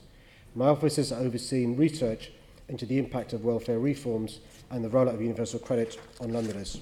And finally, our Behind Every Great City gender equality campaign contained a specific focus on period poverty, which affects more than 80,000 young women and girls in London today. Our collaboration with the Red Box project has helped to collect and distribute much-needed menstrual products to local schools. Thank you. Has the government responded to any of your calls for them to pause the rollout of universal credit until the very serious issues have been fixed? No, I'm afraid the response from the government has been astonishing. Not only have they not seen the lessons from the pilot, they're continuing with the rollout, notwithstanding the real concerns, not just do we have, but experts who work with these groups have as well. Yeah. I find that quite concerning because we know that women are more likely to live in poverty than men, and you highlighted that in your response to my lead-off question. An analysis by the Runnymede Trust and the Women's Budget Group have highlighted how the poorest BME women have been the hardest hit by cuts and changes to tax benefits and services. How are you assisting BME women in particular to reduce the harmful impact of these policies?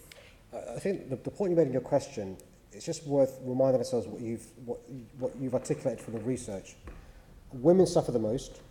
Of those women, Black, Asian, minority ethnic women suffer the most.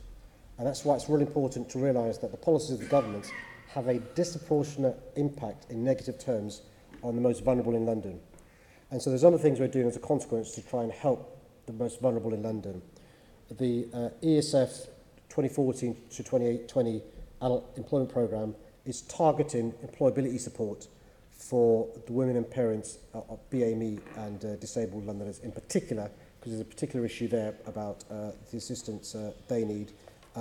So there's in-work progression programs that will be supporting these low-paid workers in these groups.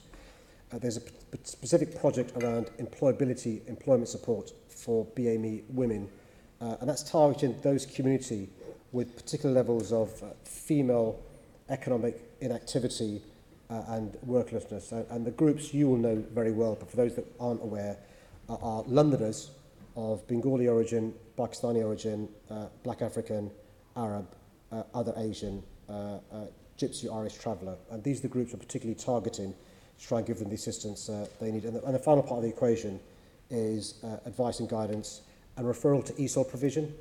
Often learning English is the ladder some of these Londoners need to fulfil their potential, get them out of poverty. Okay, thank you.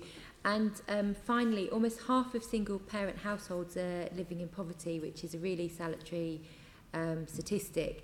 An analysis by the Child Poverty Action Group has also suggested that benefit caps and sanctions disproportionately affect lone parents, the majority of whom, as you'll be aware, are women. How are you able to assist lone parent families to ensure children are protected against poverty as a result of sanctions against their parents? Well, on the bigger point is we'll use some of the ESF 2014 to 2020 programme to target towards the lone mothers and mothers living in poverty. And as part of this outreach, we're going to try and find these women and assist them. Childcare is really important. The cost of childcare is astronomical to many of these women. And that means that they can't get a job. And so assisting in childcare is really important. If we can support childcare costs, bring down childcare costs as well, that would be a big boon for these women. Great, thank you. Thank you. Next question is from Assembly Member Boff and relates to housing and planning. Thank you, Chair. Thank you for your question, Assembly Member Boff. The housing crisis we face is a result of decades of failure to act, and particularly the failure to build the social, rented and other genuinely affordable homes Londoners need. I've been Mayor for just over 2 years now, and I'm using all the tools and levers I have. I'll briefly set out 5 of the ways we're delivering for Londoners. Firstly, I'm proud my Building Council Homes for Londoners programme is the first ever City Hall initiative dedicated to building more council homes. Councils have responded with real enthusiasm and determination, and my Deputy Mayor for Housing has met all but a handful of council leaders since May to discuss their bids. Second, we're building a record number of new social rented and other genuinely affordable homes using my planning and investment powers. At the same time, I'm strengthening the focus on quality, design and safety, which are central to my draft London plan. Third, we recently introduced a groundbreaking new funding condition for estate regeneration, meaning landlords who want City Hall funding for significant schemes that involve the demolition of any existing homes must now win a ballot of residents. Fourth, despite having no formal powers over the private rented sector, we have worked with all London councils to set up a London-wide rogue landlord and agent checker. I've also used my position to call on ministers to overhaul private sector tenancies by making them open-ended and scrapping no-fault eviction together. Fifth, we're helping those at the sharpest end of London's housing crisis with the number of people seen sleeping rough, falling last year for the first time in a decade. These measures, Chair, form part of a wider package to help Londoners, which includes establishing a £250 million land fund to buy and prepare sites for affordable housing, which I've used to purchase a site at St Anne's Hospital in Haringey, a deal which will provide hundreds of new homes, half of which will be genuinely affordable, appointing 50 mayoral design advocates to support excellent design in home building, strengthening London's housing space standards and extending this to include minimum room sizes, leading by example and bringing forward 2 TfL sites for community-led affordable housing, spearheading a campaign that has raised £200,000 for charities that support rough sleepers in London. Thank you. In light of the Secretary of State's recent comments, what changes will you be making to your draft London plan to ensure it meets national planning policy? I've written to the Secretary of State to seek clarity on what some of his comments meant. So once I've heard back from him as to clarity as to what he means, I'll be able to move forward. So, for example, I can give you an example if you like. Please. So for example, we used a methodology which was used by the previous mayor to work out the needs for London in relation to housing needs. And the figure for the needs was about 66,000 homes in London. The Secretary of State, I think, is suggesting we need more than that. So I'm just asking him for clarity as to when he says we need more, where he wants these homes to go and how we expect to get there, bearing in mind his objections to some of our affordable housing policies. Do you do recognise, do you not, that the London plan as proposed currently does not meet the national planning policy, including on the loss of back gardens and restrictions on land for new schools? No, we don't accept that, Chair. You don't accept that. Thank you.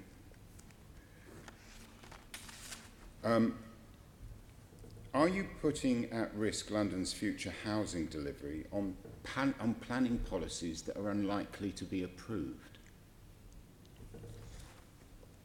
Just so I'm clear, Chair, you mean during the examination in public and the inquiry? The inquiry, but also on the basis that it diverges quite substantially from the NPPF.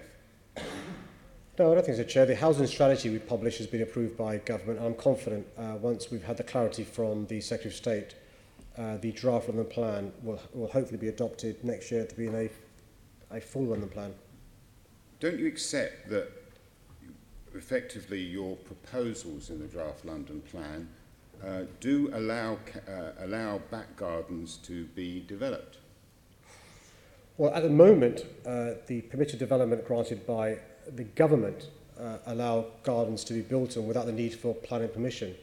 What we've sought to do is to have more protection in relation to garden developments that may take place. So, for example, any green space has got to be replaced and it's got to go through a formal planning process. So, in fact, we're giving more protection than the government wants to currently do. That's not quite the case, is it, Mr. Mayor? Because at the moment you can extend into a back garden, but there is a restriction on developing new developments in back gardens.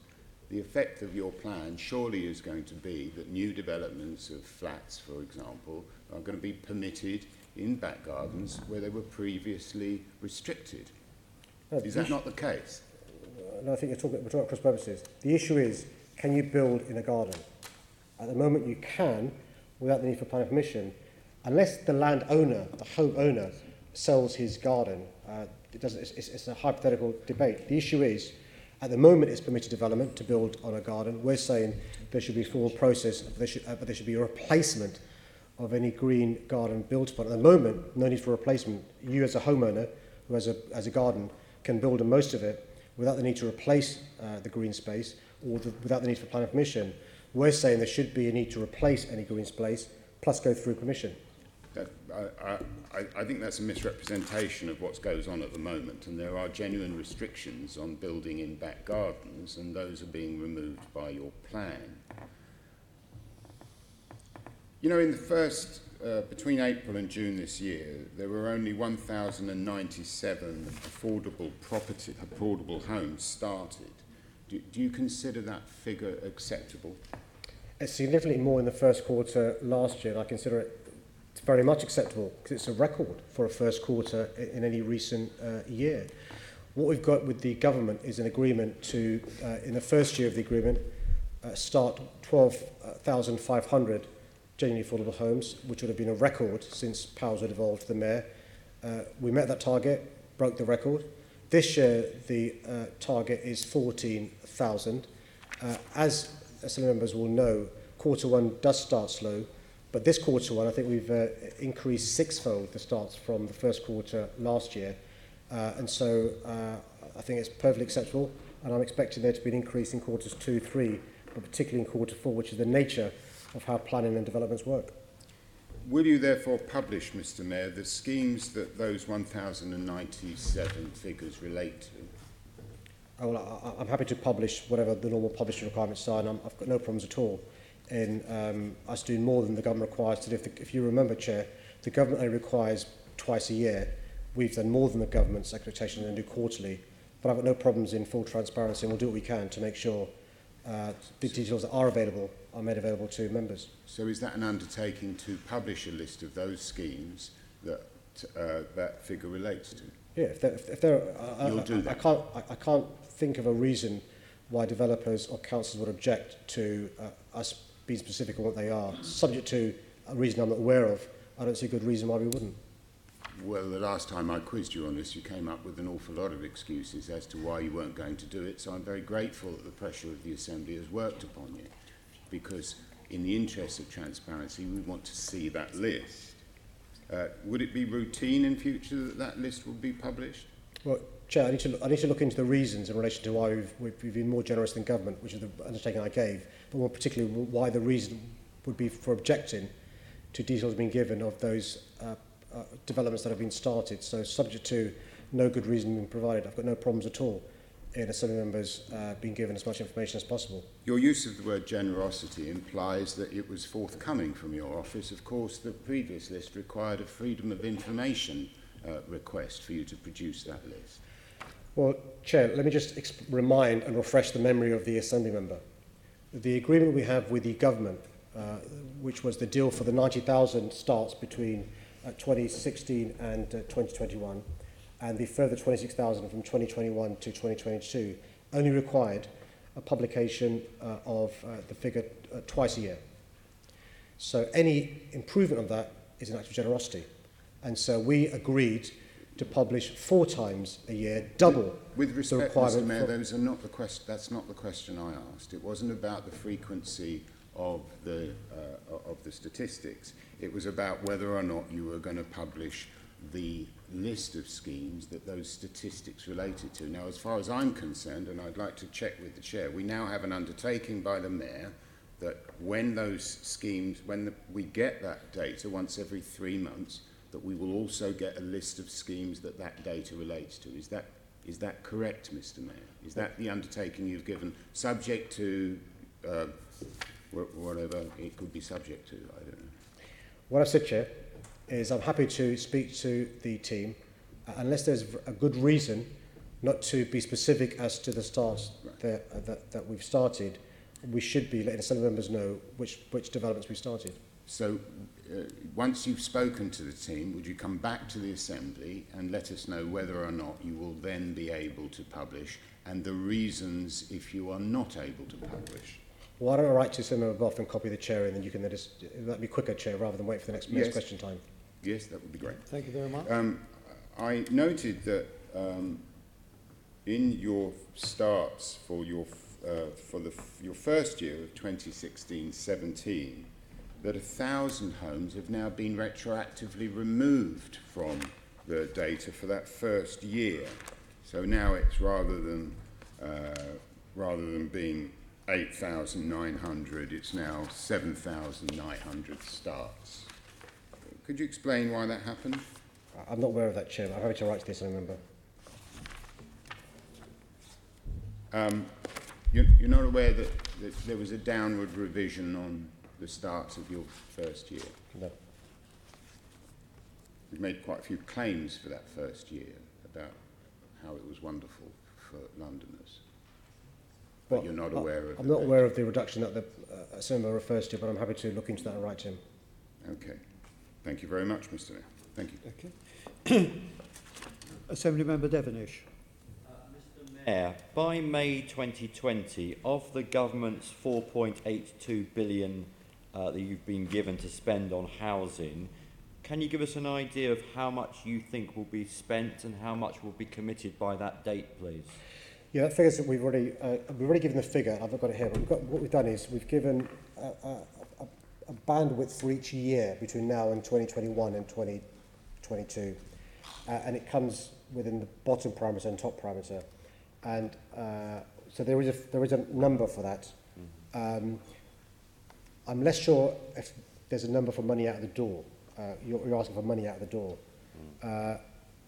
You'd expect it to be a curve going up, but what I'm told is if we can get an acceleration of homes, there could be, if you think of a hockey stick, that way curve. And so we do have the number, Chair, and I'm happy to provide you with those numbers that we have. It may just be units of housing starts rather than monies out of door because of the way contracts are signed, but we can give you a ballpark figure. If you could write to me, that would be fine. Yeah. Thank you.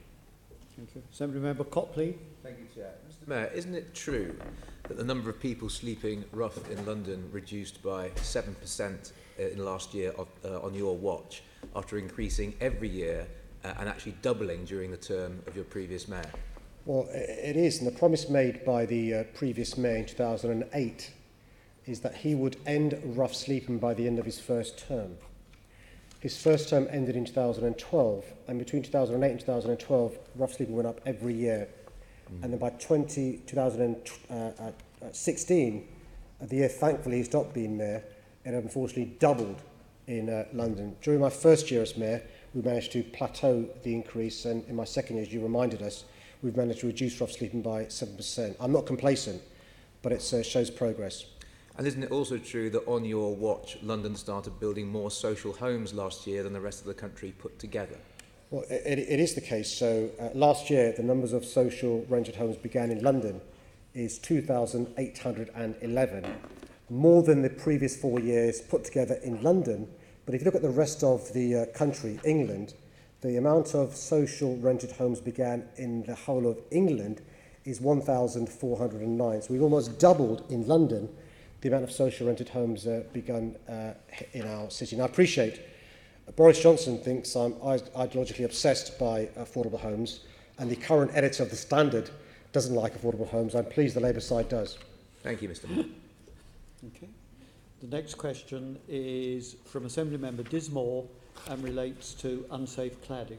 Thank you, Chair. I want to thank the Assembly Member for raising this issue. I understand how distressing this is for residents and leaseholders currently living in tower blocks with cladding that is or may be unsafe. Frustratingly, the government has repeatedly failed to act with urgency on this issue.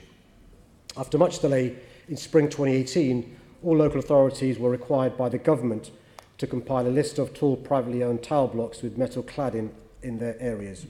Local authorities then contacted building owners to confirm the cladding type or urged them to get it tested.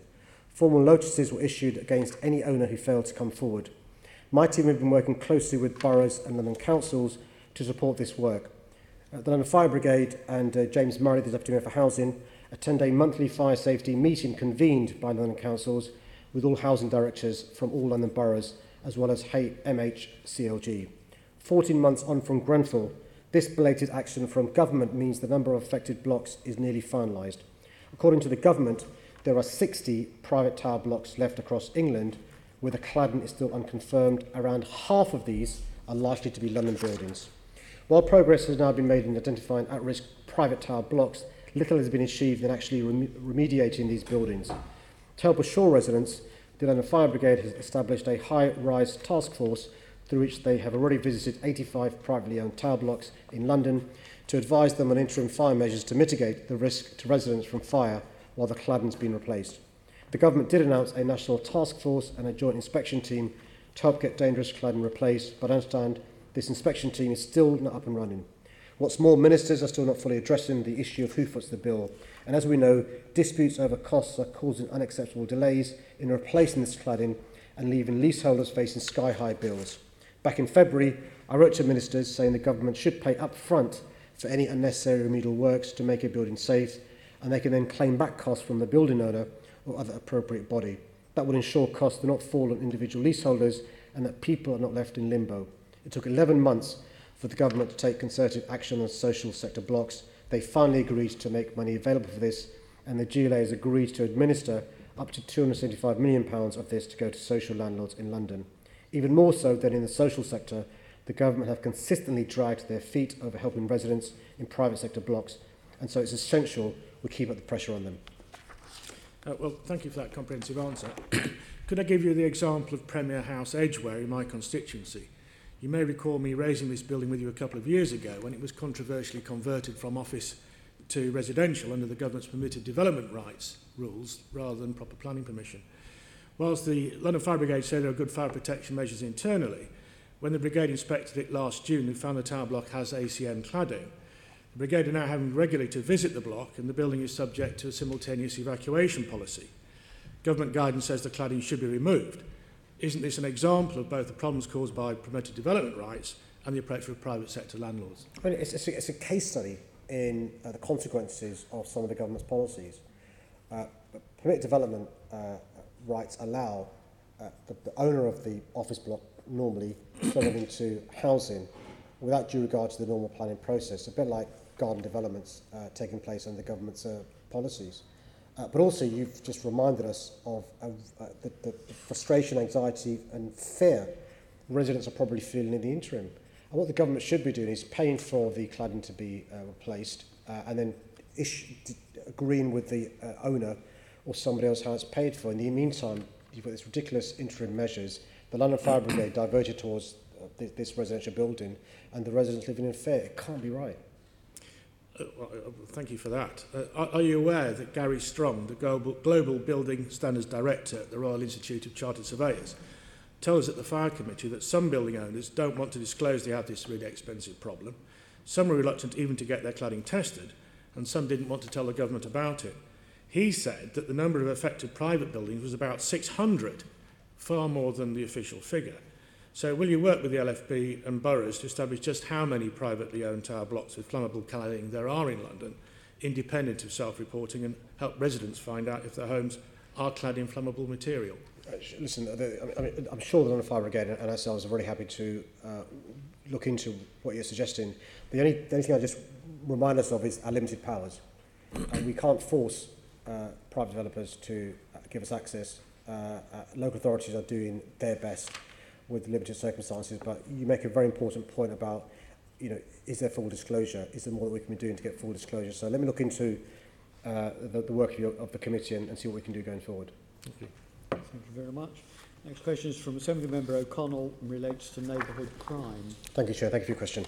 Working with the Met, we've introduced many new measures to address the rise in neighbourhood crime. This includes keeping police numbers as high as possible by investing a record amount from City Hall, bringing together the Met Police, local councils, charities, community groups and others to work on a public health approach to tackling crime, moving dedicated ward officers closer to the communities they police and equipping them with the technology they need to get them out of the office and have them spending more time in the streets, funding dozens of crime reduction programmes across London through the London Crime Prevention Fund worth £72 million to 2020. In 2010, each ward had 1 sergeant, 2 police constables and 3 police community support officers working together to tackle neighbourhood crime. But unfortunately, neighbourhood policing has been cut to the bone over the last 8 years. By 2016, most wards just had 1 dedicated police officer and 1 dedicated PCSO. Since I became mayor, we've worked to ensure that there are 2 dedicated police officers and 1 dedicated PCSO in every London ward. These local officers, who know the community and understand the local issues, are there to help gather intelligence on local neighbourhood matters, detect crime and solve local problems. They act as our local eyes and ears and are vital to keeping our community safe and helping to improve the public's trust and confidence in our police service. As part of my police and crime plan, I've also ensured policing priorities are set at a local level, giving police teams the flexibility to respond to and resolve what really matters to people in their community, whether it's burglary, thefts from cars or assault. To help tackle the causes of crime in communities across London, I've also created a new £45 million Young Londoners Fund to provide young people with positive alternatives to crime and help Londoners get out of criminal gangs and violence. Thank you very much, Mr Mayor, for that full response of the measures that you are delivering. Sadly, they're not working, though, are they? Serious violence, as is well documented, is at an all-time high and levelling at an unacceptable level. But let's move away from that terrible crime. Let's talk about neighbourhood crimes, which is the point of the issue here. The previous mayor, for his fault and his good things he was doing, did reduce neighbourhood crimes by 20%. And I would submit that neighbourhood crimes are those crimes that do affect a lot of people. Under your morality, residential burglary has gone up around a third, motor vehicle crime around a quarter. Are you going to phrase it as a question? So, Mr Mayor, what the measures that you're committing aren't working. Will you reconsider your strategy around neighbourhood crime? Well, neighbourhood crime did go down around the country, actually from 1994 up until 2014. And since 2014, there's been an increase in all crime, including neighbourhood crime. And then the mayor was still the mayor up until 2016. One of the things we've sought to do is to address some of the concerns raised by communities and neighbourhoods in relation to the Bobby and the Beat, which is why we've increased dedicated ward officers from 1 to 2 and made sure we've still got community support officers. But also we've got to make sure that we prevent crime happening in the first place, which is why neighbourhood community is so important, whether it's a safe and able team, whether it's people who are residents who help the police and be in their eyes and ears. All that's part and parcel of stopping the increase in neighbourhood crime. I would submit that through your target regime with councils, through MOPAC, is that the eye has been taken off the ball on neighbourhood crimes. Will you reconsider reviewing that target regime and asking local officers and councils to prioritise, along with other priorities, neighbourhood crimes? Just so I'm clear for answer, what target regimes do you mean? Well, this is the agreement with MOPAC that you direct councils to take certain priorities through crime targets. And you'll be aware, I hope you're aware. So the priorities, just so I'm clear, the cause and your thesis for the increase in neighbourhood crime is removing MOPAC 7 and having priorities locally? Not necessarily, but continue with your train of thought. So our view, which was reinforced by Her Majesty's inspectors, is having a rigid MOPAC 7, that's pan-London, led to perverse consequences. And actually having a system where you have some pan-London priorities, but some priorities fixed by local residents leads to a focus in different communities to the different priorities some local communities have. And you're right, in the recent past, across London and the country, there has still been an increase in all levels of crime, most levels of crime, and we need to try our best to reduce that. Yeah, that's all I would ask you. I mean, I'm not championing MOPAC 7. They were of their time and had some success. But the point I'm making is that as well as serious violence, it's important that police look at neighbourhood crimes, because neighbourhood crimes affect a large number of people. And I would ask your direction when you speak to the Commissioner around that. Chair, I will do so. And can I just reassure the Assembly member that a previous idea he gave me at the last MQTs about just showing some thanks to volunteer citizens, I took up the idea, wrote to all the chairs on the suggestion of Assembly Member O'Connell. We're organising a reception this year, and it follows your idea about recognising good citizens who are helping us deter crime. I'm always in the business to listen to good ideas, particularly when they're said in the collegiate, collaborative, non-tribal way, as is often the case from Steve O'Connell. I'm not sure how to take that, but I look forward to supporting that event. I look forward to supporting that event, Mr. Mayor. Right. Thank you very much. Assembly Member McCartney has a question on London and Brexit. Thank you, Chair. Can I thank you for your question? The government finally issued the first of its technical notes on preparation for a no-deal Brexit last month. The first release of 25 out of the 80-plus technical notes we've been promised by the government confirms what business and government are largely already out of time to deal with the logistic challenges that no deal would bring. The government technical notes confirms what businesses, leaders, think tanks and experts have been warning for some time now, that the country is not prepared for a no-deal Brexit and that it would be very damaging for London and the UK. The only responsible thing for the government to do is therefore immediately rule out a no-deal Brexit. Instead, only weeks away from the decisive Brussels summit and parliamentary vote on the withdrawal agreement, we have Liam Fox saying the chance of no deal is 60%. The government no deal papers show the cost, disruption and complication that businesses which trade with the EU would face, including massive disruption at the UK-EU border, with new barriers to import and export of goods and our service industries no longer free to work across Europe. A no-deal Brexit will needlessly harm both London's worldwide leading financial and business service sectors and our small businesses. We're currently consulting widely across London's business community to determine what they need from government and City Hall to properly plan and prepare. And I've tasked the London Resilience Forum to look at the critical issues around medicine, emergency services and food to see what we can do. This should be complementing the work that the government should be doing, not a substitute for it. The bottom line is that no deal should be unthinkable. But this week, government, captured by hard Brexiteers, is incapable of proposing a viable withdrawal agreement acceptable to both Parliament and the EU. Unlike the government or the hard Brexit zealots, I do have a solution that can still be implemented at this very late stage and that will be acceptable to the EU. Leaving the EU's political institutions while staying in the single market and customs union would preserve our economy, save jobs and resolve the biggest sticking point in negotiations at present, the Irish border question. Thank you, Mr. Mayor. I know you've done research on the various scenarios of Brexit or no Brexit deals. But could you just outline to us what would be the effect of a no-deal Brexit on Londoners' jobs and economic prospects?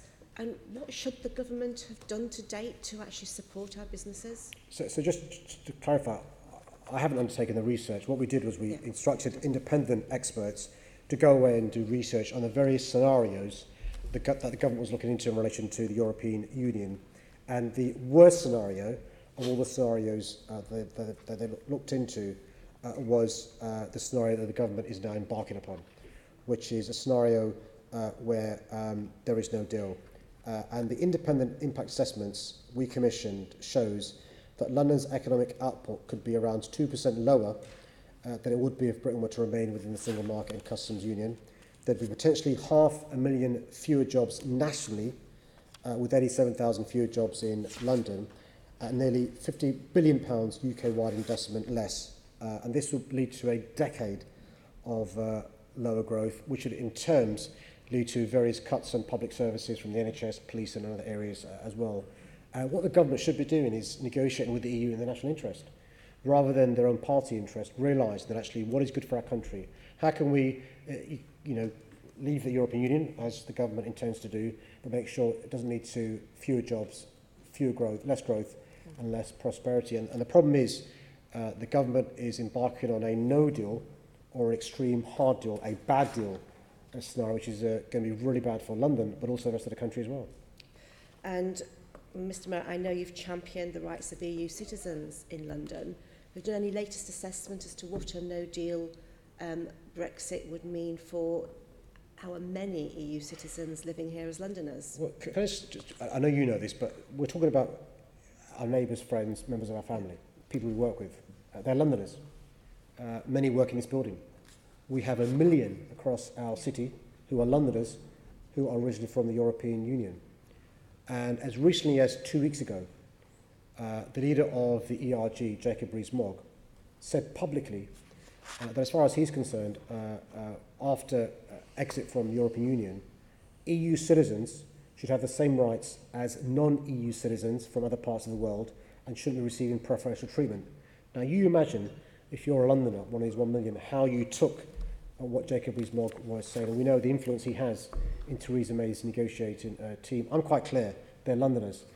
They should feel welcome here, and they should know that their future is here as well. And the bad news is, by the way, speaking to industry leaders, those on construction sites, we're already seeing examples of people not returning back to London after summer holidays in countries of origin, but also people thinking about going back to country of origin, and also people not arriving who would previously be here. We have record numbers of vacancies in the NHS. We've got real issues in relation to construction, and I'm really concerned about the consequences of a bad deal or no deal on Londoners who are EU citizens going forward. Thank you. Thank you very much. And the next question is from Assemblymember Sahota. I beg your pardon, Assemblymember Dismore. Chair. Mr Mayor, have you spoken to the supermarket industry about Brexit Secretary Dominic Raab's suggestion that the stockpiling of food is in a no-deal scenario would be their responsibility?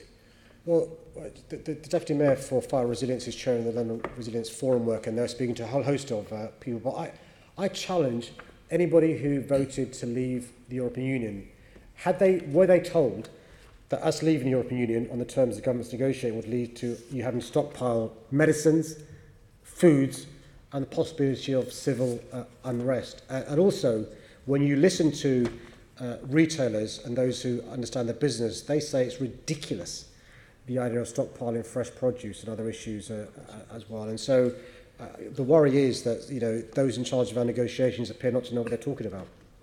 Well, thank you for that. Are you aware that the Food and Drink Federation have said, quote, if there were to be no deal, there'll be many, many months of disruption. Imports from the EU provide 31% of the country's food, and more than 50,000 tonnes of food passes through British ports from the EU every single day. And the British Retail Consortium say that, quote, stockpiling of food is not a practical response to the no deal on Brexit. Retailers do not have the facilities to house stockpile goods, and in the case of fresh produce, it's simply not possible to do so. Our food supply chains are extremely fragile. And according to the Food Storage and Distribution Federation, if there were big border hold-ups, after 3 days there would be gaps on the shelves in fairly short order. And of the 385 refrigerated warehouses capacity around the country, more than 90% is in constant use and margins therefore extremely tight. What contingency planning for resilience of food stocks do you think is needed? So thank you for reminding us what the experts are saying. I know some government don't like listening to experts. I do. One of the pieces of work that the Deputy Mayor of Fire Resilience is doing is looking at what the needs of London are in relation to medicine and other essential issues as well. You'll be aware of the amount of food that comes into our country from Felixstowe. And so if it is the case that there are border checks, border controls, roadblocks on the other side of the channel, could lead to all sorts of problems on this side of the channel with our trucks going to the other side of the channel, particularly fresh produce as well. You'll also have seen, by the way, some examples in the media of farmers not growing certain crops for next year because they're worried whether they'll have sufficient staff to pick the crops next year. It'll just be wasted. And so we're really seeing some of the consequences of the government's shambolic handling of negotiations with the European Union. Again, most people who voted to leave the European Union didn't expect the government to be so incompetent when it comes to negotiating with the European Union. And are you aware at the Police and Crime Committee last week, we heard from the Commissioner that the Met are planning for potential public disorder due to crashing out of the EU, including possible riots over food shortages. Isn't this a very serious situation when we have the Met planning for public disorder because of the risk of a shortage of food, something this country hasn't seen since rationing in the World War's unrestricted submarine warfare? Well, I think there are two big concerns raised by the police in relation to the bad deal being negotiated by the government or no deal. One is the cooperation we have with our partners in Europe. You'll be aware from when you're a parliamentarian, the close deal we have with our European friends with the European arrest warrant, with the access to data, issues in relation to people wanted by our colleagues in Europe, our ability to bring people back from Europe who are wanted here. You'll recall in 2005 that the man alleged to have committed the second attack in July, fled our country, went to Europe and was extradited back very speedily. So there's that level of disruption caused by us leaving the European Union without bilateral agreement or something sufficient in place, which the police are really worried about. The second issue is the civil unrest. They've got a plan for it. You can imagine the very people today who are laughing would be criticising the police for lack of planning in relation to any civil unrest. And so the police are being prudent and planning for the possibility of civil unrest. You just imagine if big parts of the motorway near Dover or Folkestone are car parks because of the backlog caused by the borders, what could happen over the course of a number of hours or days without basic toilet facilities and other issues as well. So it's right and proper for the councils there to be planning, for the police to be properly planning. And what I'm hoping is the government realise that there is a consequence of a bad deal with the European Union or no deal. Assembly Member O'Connell. I think it's fair to try to write some of the comments that Andrew Dismore made. The Commissioner did respond that preparation would have to be made for the potential of a no deal and for the fact that there may be some food shortages, etc. But the language used by Andrew Dismore I don't think fairly encapsulated the response. Mr Mayor, in the premise that if there is a second referendum vote, which I ideally hope there will not be, we've heard from certain speakers that indeed, mild-mannered though English and British people are, there may be some unrest there, potentially. Do you think the Met Police should also plan for that? Well, I think you're right to remind us about the importance of understanding the consequences of what we're doing and to go into things with an open mind. And I know, for example, some colleagues are worried about people who voted to leave the European Union and then told there's going to be another public vote may think, well, hold on a sec, that can't be fair. Exactly. And I know colleagues, particularly outside London, have raised the issue of civil unrest. And I think it's proper and prudent for people to, if those campaigning for people's vote, or call it what you like, just have an open mind to this. My criticism in relation to the government's attitude towards a bad deal or no deal is they're closing their eyes to the possibility of the consequences of their strategy. And all I say is all of us should understand the consequences of what we're campaigning for. Indeed. My just comment is that I think sometimes irresponsible language that I just heard unusually from Andrew Dismore doesn't particularly help the situation, Mr Mayor. Thank you. Okay. And now, a question from Assembly Member Sahota about public health commissioning. Thank you, Chair. Public health services focus on keeping people healthy, managing addiction and getting people timely support. These services are not only vital to the quality of life and health of Londoners, but the future sustainability of the health and care system. As you mentioned in your question, I don't have the power to directly commission or provide health or care services. This is the duty of both the NHS and local authorities, but I do ensure that we provide pan-London public health support wherever we can and where there is local support for us to do so. For example, with your support, I recently launched my health inequality strategy, which includes ambitious measures to create a healthier, fairer city where nobody's health suffers because of who they are or where they live. This strategy includes measures to tackle a number of problems you raised in your question. For example, we have a Healthy Schools programme which helps children learn about their health, and we have Thrive London, which is helping to tackle the stigma people still face around mental health. The London Health Board also provides leadership and strategic direction to health and care in London. Through this, we're focusing on child obesity, mental health and NHS estates and transformation.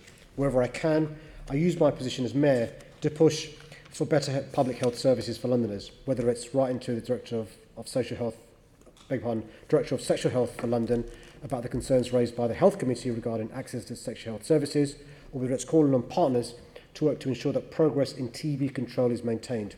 I'll continue to act using all the powers at my disposal to add value to local action, as well as leading on addressing the wider factors that contribute to major health inequalities across our city.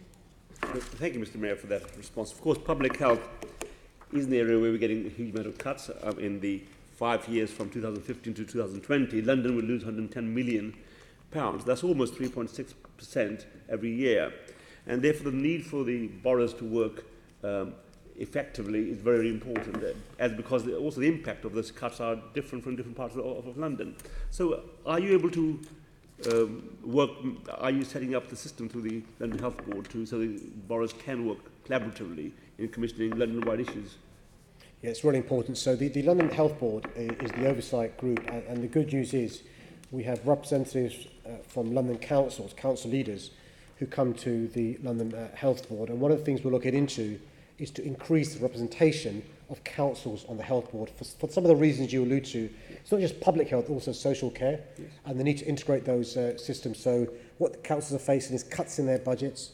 They're facing a situation where there may be no ring fencing of public health budgets, and so by removing some of the silos, we can maybe work together to make that money go even further than it does.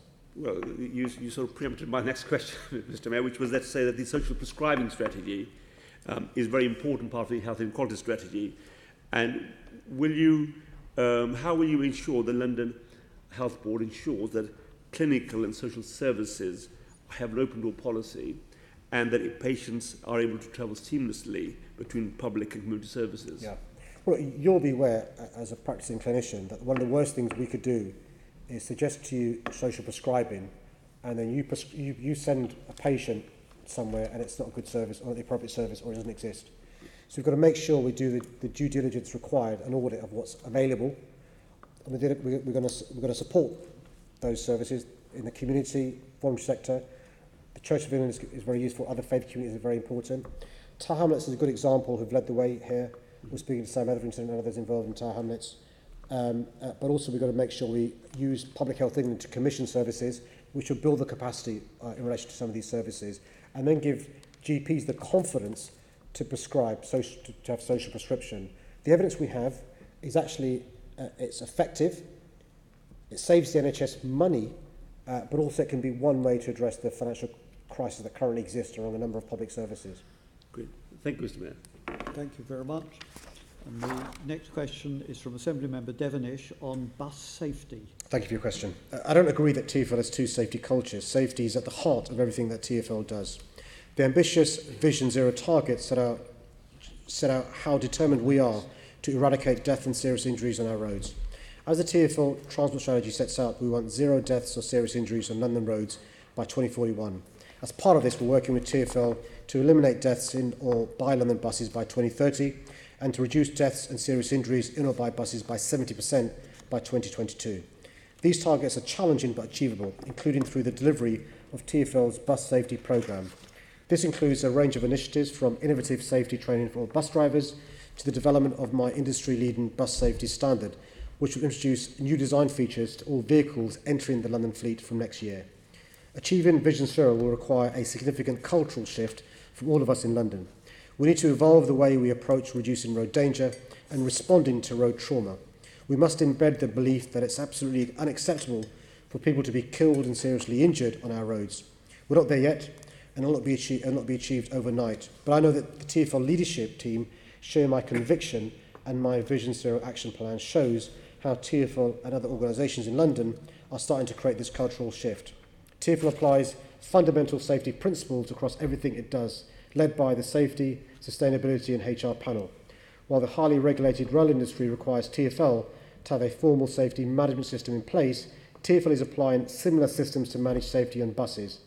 Indicators have been developed for TfL's buses and rail operations to understand and strengthen safety performance and share lessons with others. We know there's much more to be done, and there must be no complacency.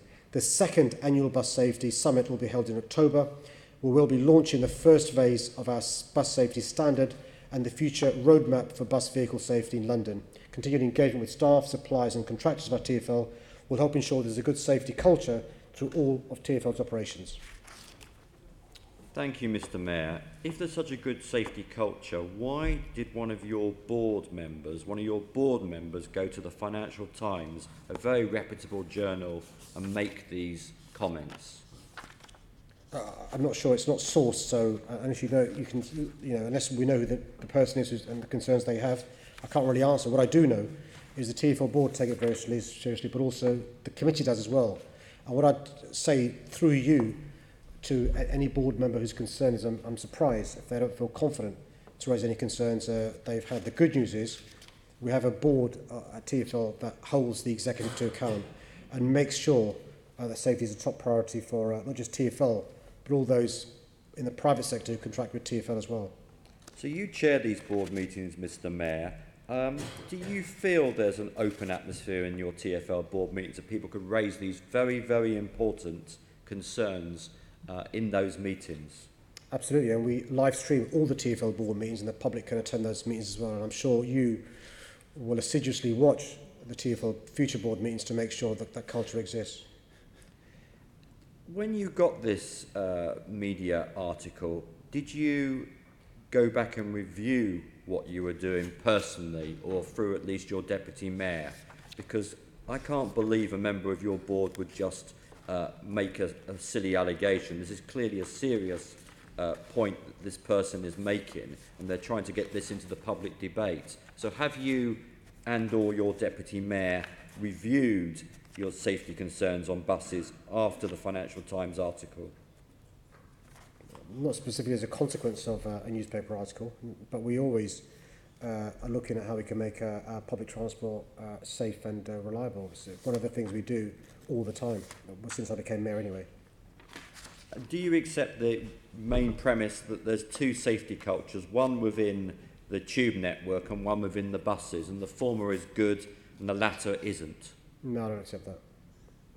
And in terms of your Vision Zero target, this again is yet another one of your targets where you don't actually reach where we all want to be until 2041, when I'm sure even you don't think you will be here.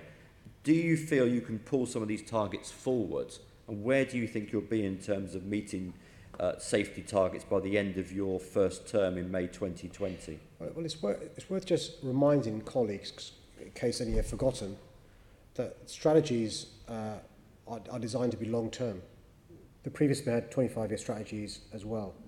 What we've sought to do is have implementation plans between now and 25 years. And so it's right and proper to have long-term plans and a whole host of policies, from housing to transport, from the environment to culture. At the same time, we have implementation plans. So in answer to your question, for example, we have a target by 2022 in relation to reducing deaths and serious injuries in or by buses by 70% by 2022. And I can assure you I'll still be the mayor then. And so you could hold me to account, if you're still an Assembly member in 2022, whether we've met that target. But it's right and proper. We have a long-term plan. At the same time, we have an implementation plan. But I'm determined to improve our safety record on public transport. It's not good enough.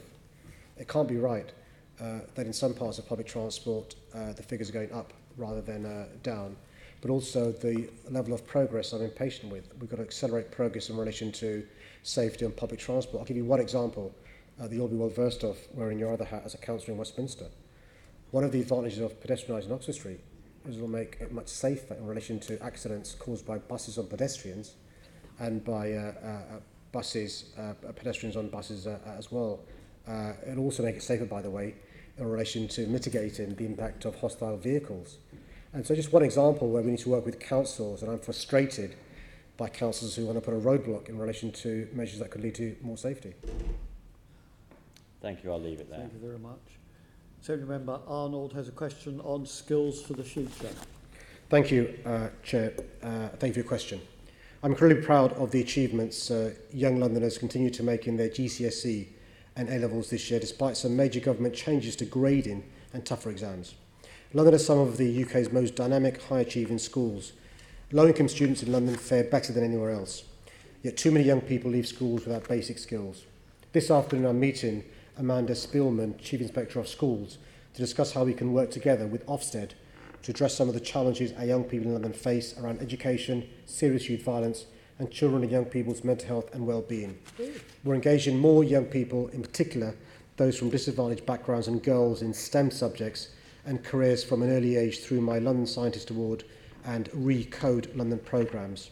This summer, we funded the expansion of the London Enterprise Advisor Network to offer every secondary school and college the opportunity to be matched with a senior volunteer from business by August 2020. Schools and colleges will be better connected to the world of work and know the skills that employers need. My new £45 million Young Londoners Fund will help children and young people to fulfil their potential, particularly those at risk of getting caught up in crime. It will include community-led projects offered outside of school with a focus on skills development and experience of the world of work. Thank you, and that's for that full account. And just a question back about this meeting this afternoon. Welcome information about that meeting. Will that be minuted? Will you be able to share any outcome of discussions that will take place? Chair, through you, of course, I'm more than happy to let colleagues know what happened with the meeting and stuff. That would be very useful. Now, there's the business community who, are a key partner for you in all of this. And a 2016 CBI survey, which was referenced in your skills strategy, found that 42% of London's firms were not confident of being able to access the right number of higher skilled staff over the next 5 years. And also 46% of firms said they currently lack people with the necessary higher level skills, and 33% cited a lack of digital skills in their workforce, and this is this side of Brexit. So do you think you have enough of a sense of urgency about the concerns of business and about the fact that although we've got marvellous young people, there's a mismatch in terms of what they're leaving school, the certificates they're leaving school with, yes, and the requirement for the world of work? Very good. No, what you're hearing is exactly what I've been hearing for the last 2 years. Put aside Brexit, too many young Londoners aren't having access to the brilliant jobs our city creates. That can't be right. I'll give you one example. I was recently at a Mayor's Fund event at in a building, and we took along young children with us who can see these fantastic office blocks with great jobs, but it could be a different world to them. They've got an aspiration or ambition or hope of having the jobs there. And there's two big problems. One is the employers say, when we get people applying for the jobs, they're not match fit. They've not got the skills we need to do the jobs. You've got the young people saying, no way of accessing the careers advice to know what's the best course to do and to get the best jobs. What we're trying to do is make sure employers are involved in the design stage of the courses when we devolve to us further education from next year. So you as an employer will be able to say to the course provider, listen, this is what we need, and you can make sure the curriculum suits your needs, more vocational courses as well, but also making sure that schools have access now to careers advice from employers. And so you as an employer can say to a young person, you know what, maybe what you're considering is not the best way for you to get a job in London. And the final part that you refer to is really important, the issue of IT and tech. One of the things we're keen to do is make sure that we use skills for Londoners to skill up Londoners to have the jobs in the future, the high-skilled tech jobs. And the particular issue that I know you're passionate about is BAME Londoners and girls, I mean young women, girls not having access to coding, which are the jobs of the future. And so we're targeting girls and BAME children to make sure they have got access to these skills for the future. Right, and of course the Assembly will be scrutinising the actions following the transfer of the skills budget to you. Can I just finish by briefly just saying to you, coming your way is a copy of the report that was published by the Education Panel on London's young people with SEND. And are you as shocked as I am to find that 14% of young Londoners are now within this group, and that there seems to be some sort of cloud or an absence of acknowledgement that these young people also have skills also need to be part of the world of work in whatever way possible?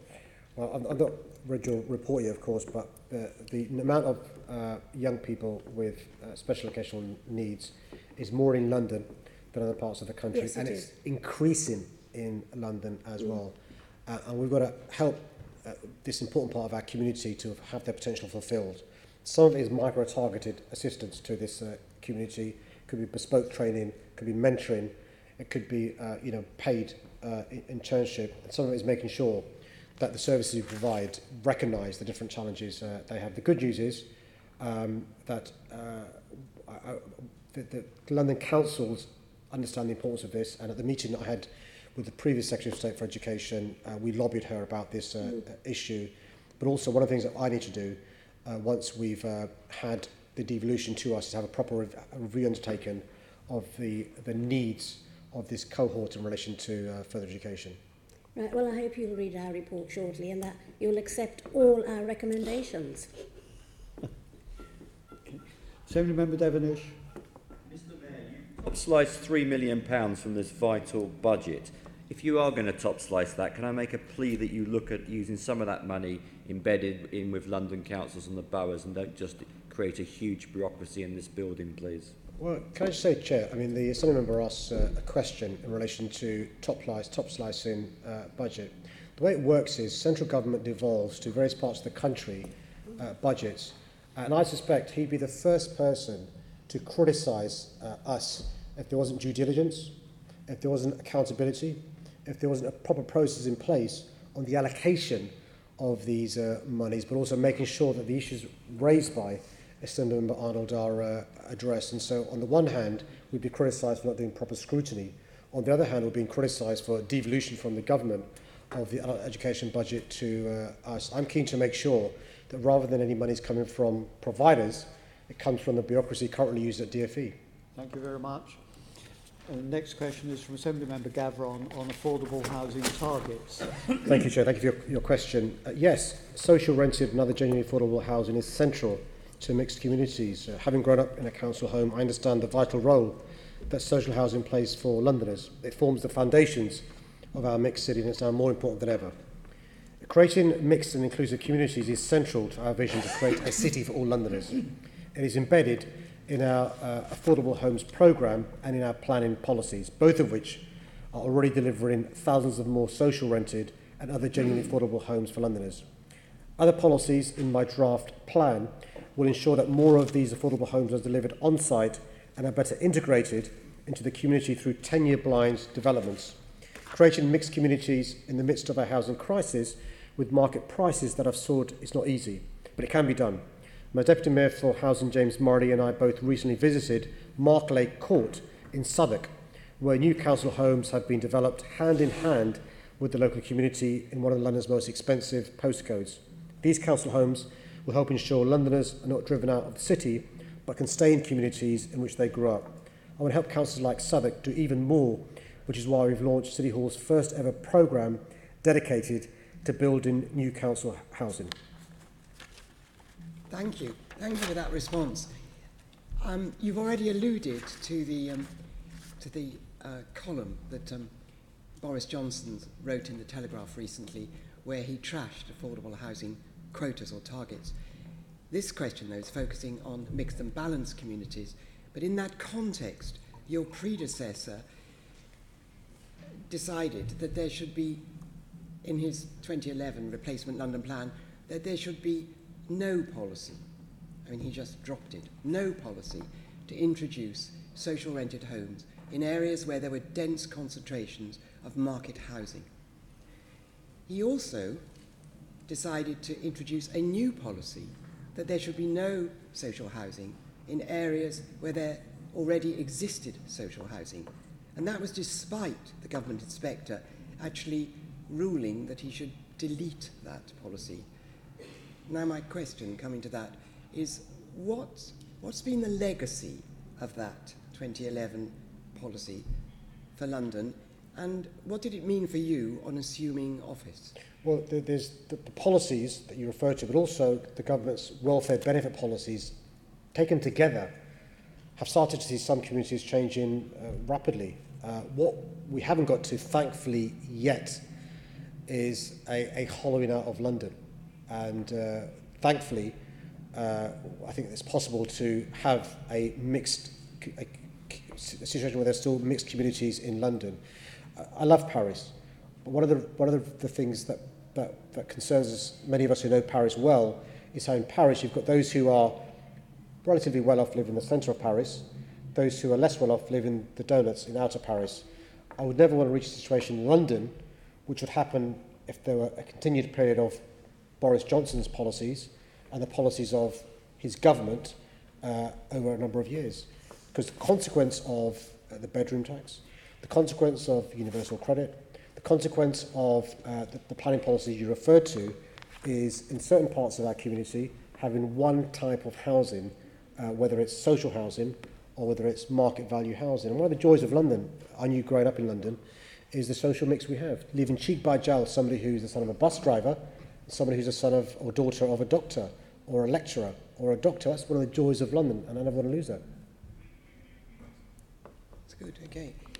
It's not generally known that Ken Livingstone's 50% target for affordable housing in all new developments was aspirational until 2008, when it was introduced as a firm target in the 2008 London Plan.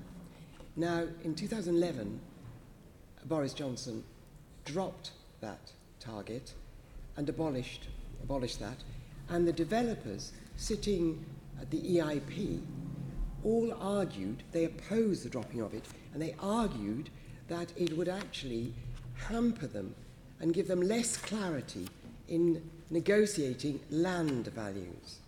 So they saw the value of that target.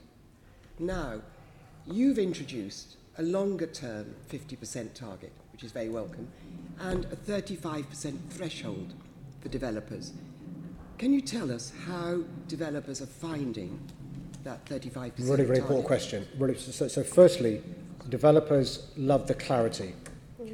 Secondly, it's telegraphing to landowners the expectations there'll be in relation to land they're trying to sell in relation to affordable housing, which means they've got to be sensible when it comes to how much they're selling land for. Obviously, the policy at the moment is just an SBG, it's just a draft on the plan, hopefully be adopted next year. But particularly in the context of the uncertainty around Brexit and concerns of people having in relation to market value and luxury properties, it's an opportunity for us to get more genuinely affordable homes in London. And so I'm optimistic that a combination of our policies in planning terms, but also hopefully the government seeing sense and realising the need to invest in London affordable housing will lead to a change. We need to reduce the value of land in London. And I think having a London plan that supports genuinely affordable homes will lead to land value coming down and developers actually saying, you know what, it is viable to build more genuinely affordable homes. And that's another reason why we're having viability experts to assist councils when it comes to viability assessments. Good, thank you. Thank you. Assembly Member Russell will ask a question on small businesses in railway arches. Thank you, Chair. Thank you for your question, Caroline. From microbreweries and cafes to vehicle repair and metalwork, the arches owned by Network Rail provide an ideal environment for a wide range of businesses. They also play a key role in London's nighttime and cultural economy, hosting a significant number of artists, studios, grassroots music venues, clubs and theatres and artist studios. These venues are ideally suited to railway arches. They are seedbeds of innovation and future talent and are important for London's position as a global cultural capital.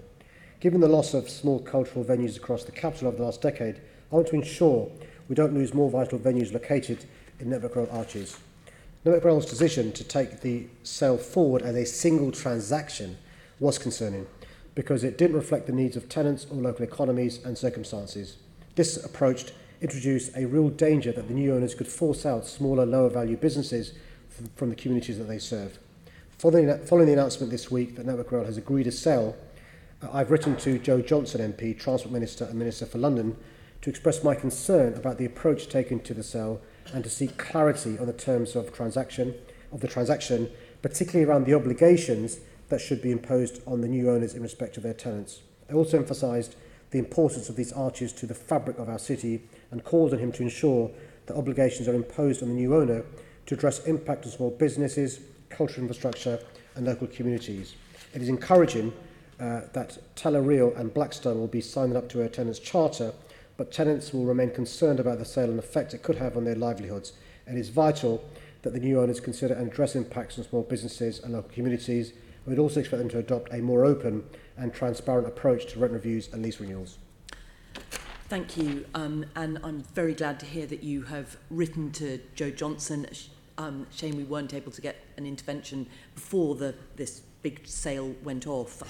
There's 2,700 of these arches in London. That's almost half of Network Rail's arches.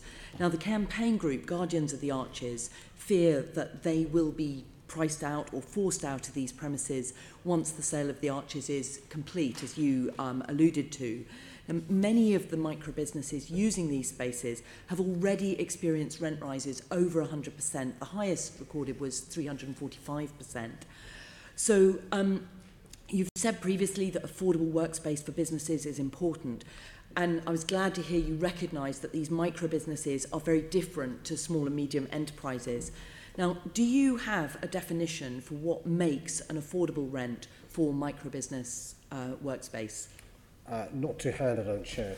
Okay, the Guardians of the Arches are asking that rents shouldn't be more than 80% of an equivalent conventional commercial space.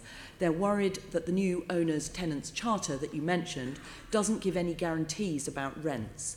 So will you include their 80% rent definition in your final economic development strategy to protect these diverse micro-businesses that are using these marginal workspaces? What I'm happy to do, Chair, is to ask the Assembly Member to make representations to me in relation to what she'd like to see in the economic strategy. And of course, I'll always listen to representations made from Assembly Members. Thank you. I will definitely do that. Now, you kind of alluded to the way that these railway arch businesses are like an engine for a thriving local economy. And they include this complete range of creative, messy, light industrial type businesses. Now, in their letter to the Minister for Transport, the campaigners have asked for a healthy mix of use classes and no discrimination against the types of usage to protect the strategic role of for railway arches within the local economy. Will you provide these use class protections in the London plan? Well, Chair, again, happy to receive presentations from Assembly members, but in general terms, I support that sort of ecosystem, and that creativity it leads to is really exciting. You use the word messy. It is, and as it should be. That's a sort of creative hub there is in these parts of our city. So again, please, Chair, through you, feel free to make presentations to me through the normal channels. I will, and will you or your Deputy Mayor for Business meet with the Guardians for the Arches? I'm always happy to make promises on behalf of my deputy mayors to meet. Fantastic, thanks very much. I'll stop there. Okay, thank you very much. I wonder if the Assembly would agree, please, to suspend Standing Order 2.9b in order to allow the remaining business on the agenda to be completed. Thank you very much. Right, and the next question is from Assembly Member Desai and relates to probation services. Thank you, Chair. Whilst I welcome the decision of the Justice Secretary, simply terminating the probation contracts 2 years early will not solve the problems of the government's making. This was a reckless experiment which failed to reduce offending and protect the public. I have consistently warned over a number of years that the government's drive towards privatisation was reckless. It gives me no pleasure to say I told you so. The government's policies have now proved to be a costly failure, which has put Londoners at risk. It is now clear that the London Community Rehabilitation Company should be returned to public ownership and put back with the National Probation Service as a single publicly run organisation. Ministers have said the two organisations will come back together in Wales, but I'm disappointed a similar approach has not been applied in London. At the moment, 24% of all offenders re-offend within 1 year of their sentence, causing misery to the victims and costing London's criminal justice system around £2.2 billion a year. The re-offending rate of adult offenders in London is 27%. Amongst the most prolific offenders, almost 1/3 of those have committed acts of violence. The government is making another mistake by not putting back the probation services as a publicly run organisation. Notwithstanding my concerns about the MOJ's plans, in order to try to deliver improvements, my Office for Policing and Crime is working with the MOJ to co-design new arrangements to ensure London has greater influence over its probation service.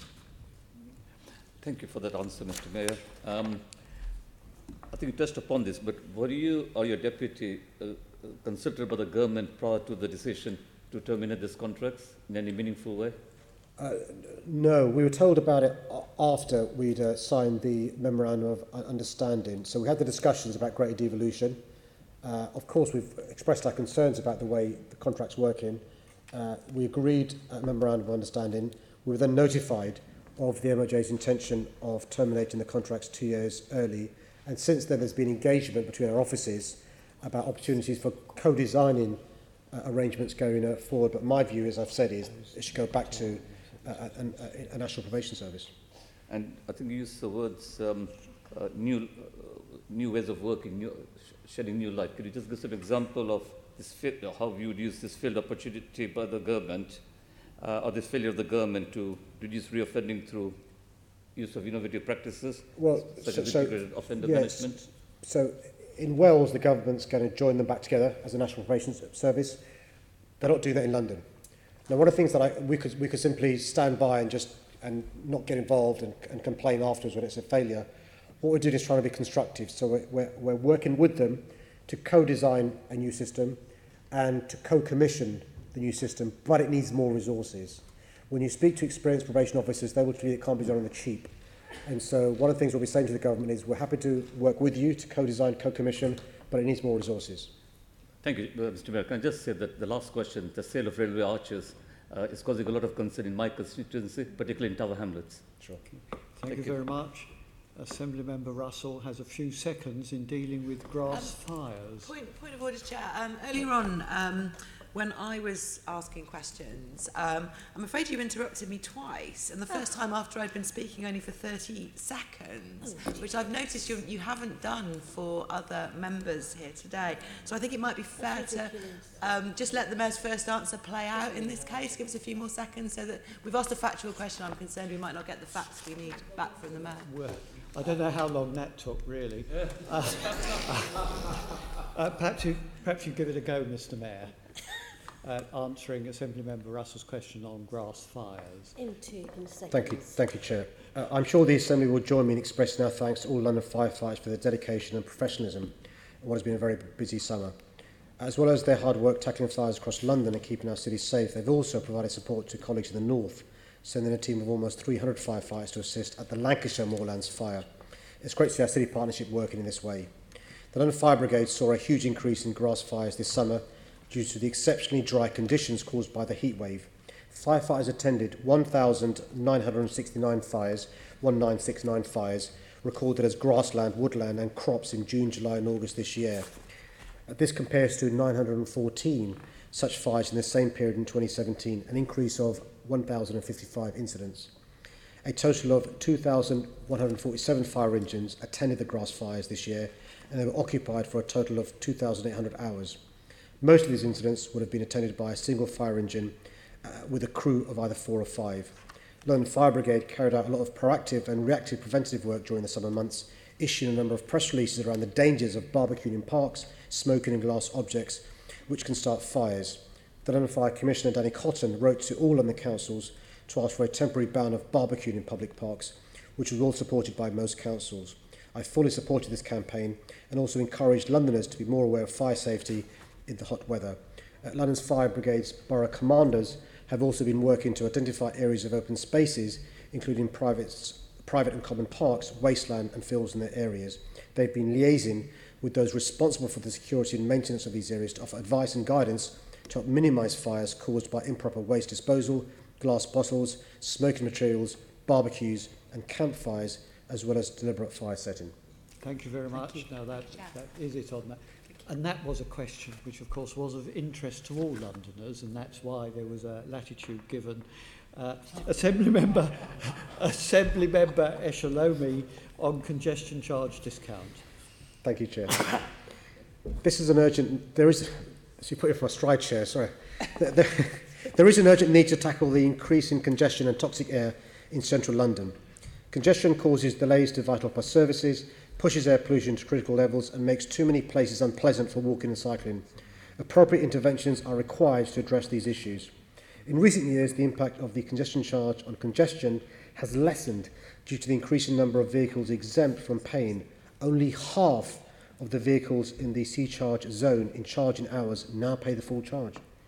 There are many more private hire vehicles in the zone than was expected in 2003 when the exemption was introduced. At the time, TfL estimated around 4,000 private hire vehicles would be in the zone during charging hours. Now, around 18,000 PHVs are seen in the zone each day. It's a substantial increase. The proposals have considered the role PHVs play in accessible transport, and designated wheelchair-accessible private hire vehicles won't be required to pay the charge. PHVs that meet the proposed cleaner vehicle discount requirement would continue to be exempt. When developing these proposals, TfL considered the potential impacts, both positive and negative, on private hire drivers and operators, as well as passengers. The research report on the impact on the industry and the integrated impact assessment form part of the consultation materials and are published in full on the consultation website. The proposals remain subject to consultation until the 28th of December, so we can consider all views. Thank you, Mr. Mayor, and thank you for confirming the fact that TfL do value and consider private hire vehicles as a key part of the transport network. In 2016, and you've already alluded to this, in the Travel London report, TfL stated an increase in PHVs has been largely a substitution for other vehicles, and private hire vehicles have contributed to that. Do you think that people getting out their private cars, people walking and cycling, people using public transport, and also using private hire vehicles is actually a good thing or a bad thing? Well, I think it's really important, and thank you for giving the opportunity, by the way you've asked your question, to say this. What we mustn't see is the end of private hire vehicles, minicabs. They're an important part of the system. What's really important, though, is to realise that the congestion charge exemption in 2003 is 15 years old. And the original reason for the exemption appeared to be outdated, so that's why we're consulting. But you're right to remind me of, by the way you've asked the question, minicabs, private vehicles are an integral part of transport in London.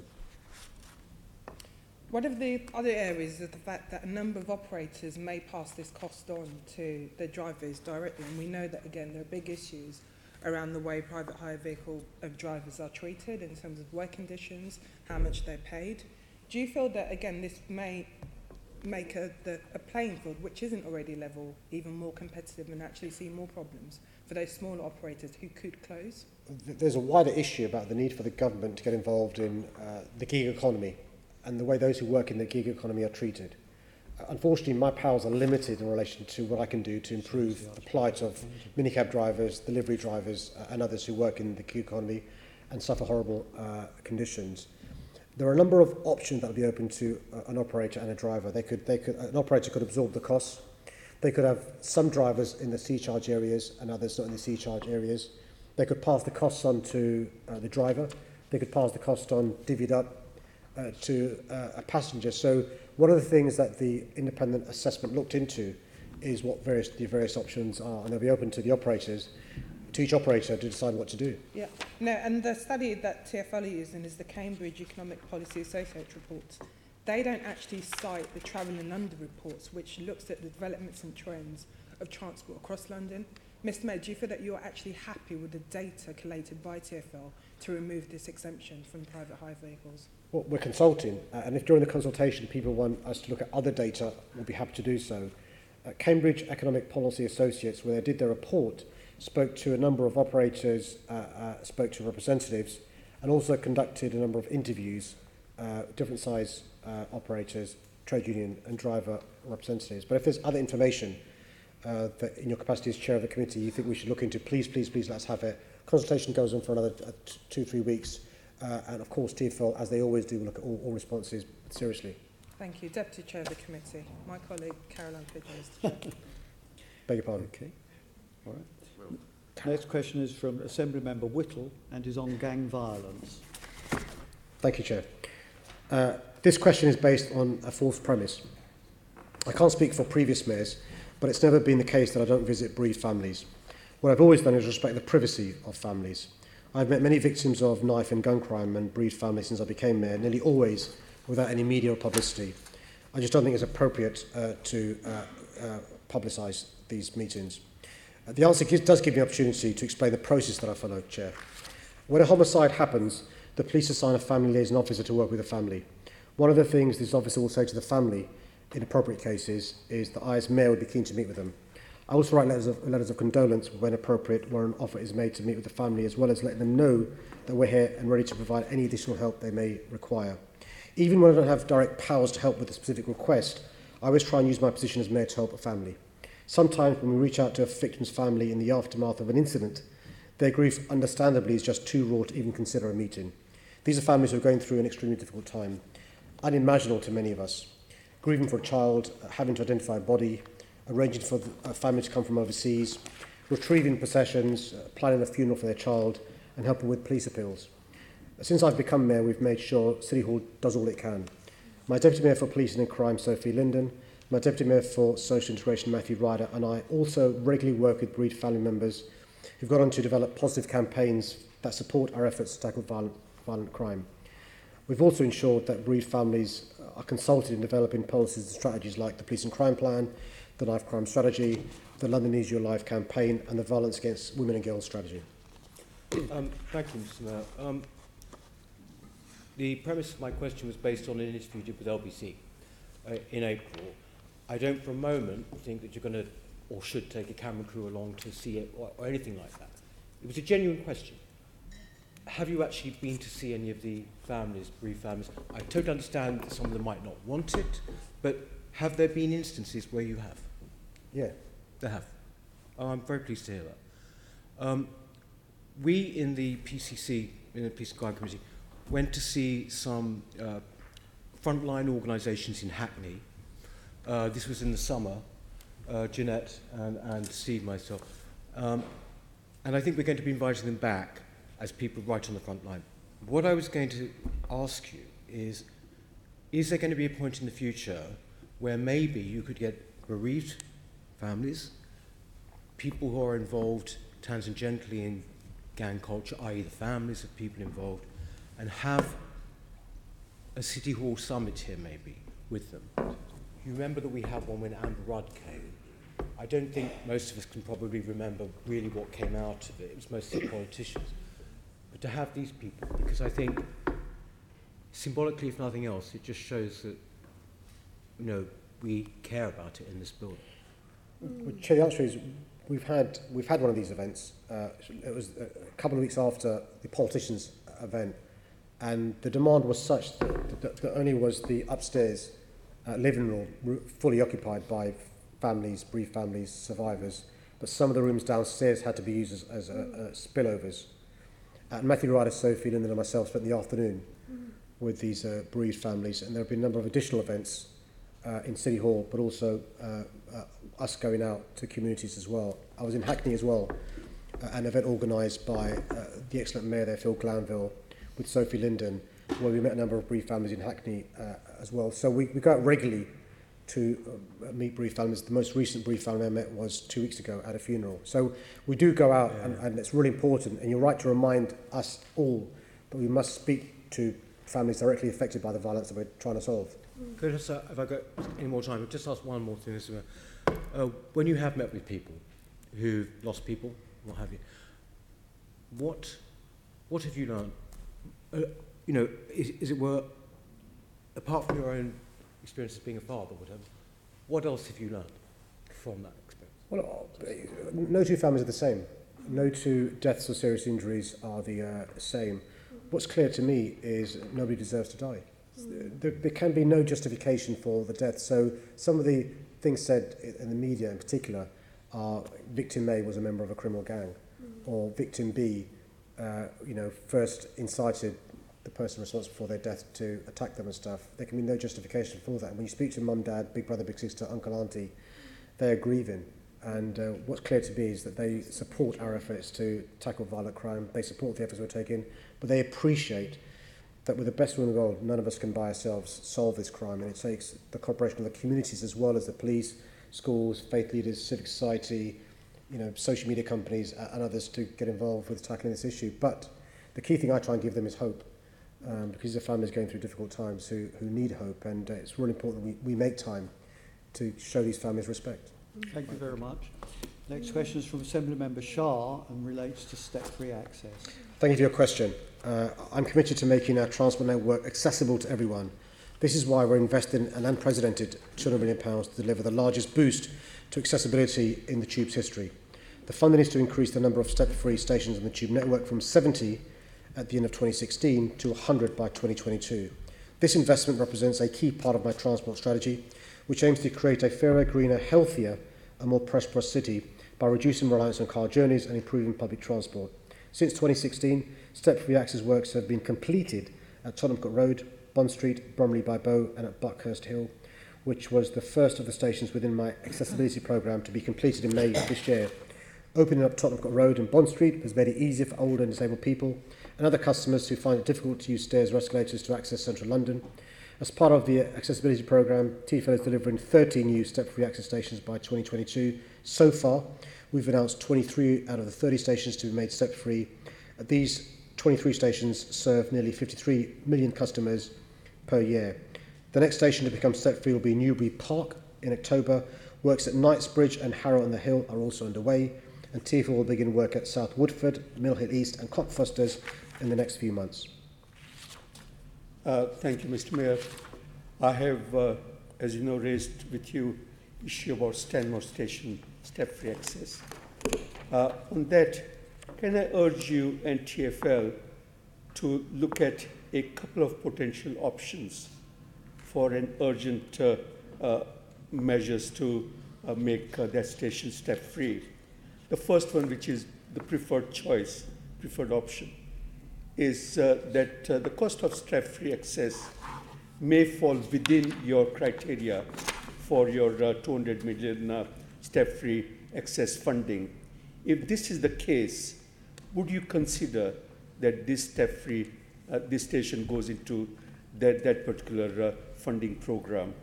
The second option is to ring-fence any funds that are raised from the current proposed development of the station car park that you have announced from the two other Harrow station car parks, and this together with any funds raised from Section 106 and I guess SIL money by Harrow Council. This obviously will be much long-term scenario which I really would like to avoid and look at the first option, because I reckon that given the recent feasibilities, etc., it may well be worth looking at delivering this within 6 million target. Well, can I just say, Chair, that actually Assembly Member Shah has been very successful in lobbying me to have step-free access in his constituency with the announcements already made, but also today he's shown his innovation and given me two potential routes to have more stations step-free in his patch, including Stanmore. So I know Stanmore is step-free to the platform, but has accessibility issues. I'll look at both your ideas. One is whether this can be one of the 7 left in relation to step-free from TfL funding, but also to see whether we can use development opportunities to get step-free access. Chair, why don't I, through you, agree for the TfL team to liaise directly with Senator Bashar in relation to these options, but also keep them involved in relation to the work we're doing on scheme design and planning requirements and any potential opportunities for Stanmore to benefit from full street-to-train step-free access. Thank you very much, Mr. Mayor. Thank you very much. And finally, Assembly Member Dismore on Barnet Council recycling. Thank you, Chair. London has some of the country's worst recycling rates, and we know that if waste like plastics and food isn't recycled, it can end up in oceans, in landfill, or being burnt in incinerators.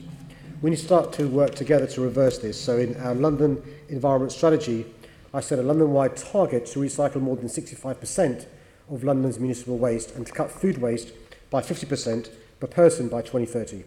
To support this, we set a minimum level of recycling service where Londoners should have the main 6 recyclables collected, as well as a weekly separate curbside food waste collection by 2020, whichever borough they live in.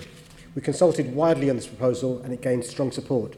Unfortunately, Barnet Council has proposed to withdraw the separate weekly food waste collection service for their residents.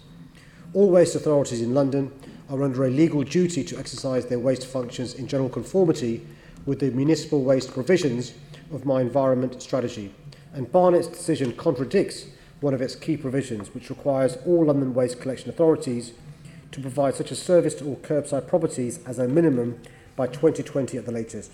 Consequently, I've written on several occasions to the leader of Barnet Council to express my profound concern at the decision to withdraw the food waste collection service. Barnet Council have provided my officers with information used to support their decision. However, having reviewed that evidence, it does not, in my view, appear that the Council has adequately discharged their duty to assess or deliver their service in the context of the duty of general conformity with my London Environment Strategy, nor does it set out how they will seek to meet my provision for the separate weekly collection of food waste by 2020 if withdrawn. I've therefore written to Barnet Council and asked them to postpone the withdrawal of the food waste collection service for 4 months, whilst an independent review of the service is undertaken. This review would cover all collection services to see where efficiencies could be made, and importantly, it would be available free of charge. Should they not take up the offer, there would be an option to direct them to do so. However, I should be very clear that although I have the backstop statutory powers to direct boroughs to take action, my preferred option is for a voluntary and negotiated solution. My proposal for a review is a sensible approach which could help the Council find efficiencies and increase its recycling rates whilst maintaining this important service for Barnet residents. I understand the Council is taking the decision to its Environment Committee tonight and hope that the committee will take up my offer and attempt to find ways to improve the service and save money. Well, thank you for that comprehensive answer. But it is the case, isn't it, that Conservative Barnet Council has woefully mismanaged their waste and recycling services. They've already removed their recycling collection banks around the borough. They sold the ideally located Mill Hill depot before they had a replacement waste transfer site, and the new Abbots depot in Brunswick Park is unsuitable because of its size and location, and they paid millions over the odds for the site as well. For 4 months, the council was incapable of collecting waste on a weekly basis due to problems with the site. So against that background, on the 5th of June, the council, as you say, proposed stopping separate collection of food waste, which they say should now go into general rubbish, rather than disposing of it by anaerobic digestion, which is the correct way. And as they are moving away from their environmental strategy, I see why you want to have a voluntary solution, but will you use your powers to direct the council over its waste recycling if it doesn't take the right decision tonight? Well, I'd remind the council that we have that power, but also I'd remind the council that we've come up with a sensible compromise, which is a review, which is free of charge of them, to look into alternatives to the plan they're considering. And I can't think of a good reason why Barnet Council won't take up the offer of a review. And so I'm hoping that tonight sensible, cool, calm heads will prevail and the committee will take up our offer of a review. Thank you. Thank you. Thank you very much. Thank you, Mr. Mayor, for your answers. Could I please ask the Assembly to agree the motion set out on the agenda in my name is that the Assembly notes the answers to the questions asked. Thank you. Thank you very much. Date of the next meeting is Mayor's Question Time, 10 a.m, Thursday the 18th of October 2018, here at City Hall. There is no other business which I consider urgent, but I would remind members that there is a briefing from London and Partners in Committee Room 2 at 1 p.m. GLA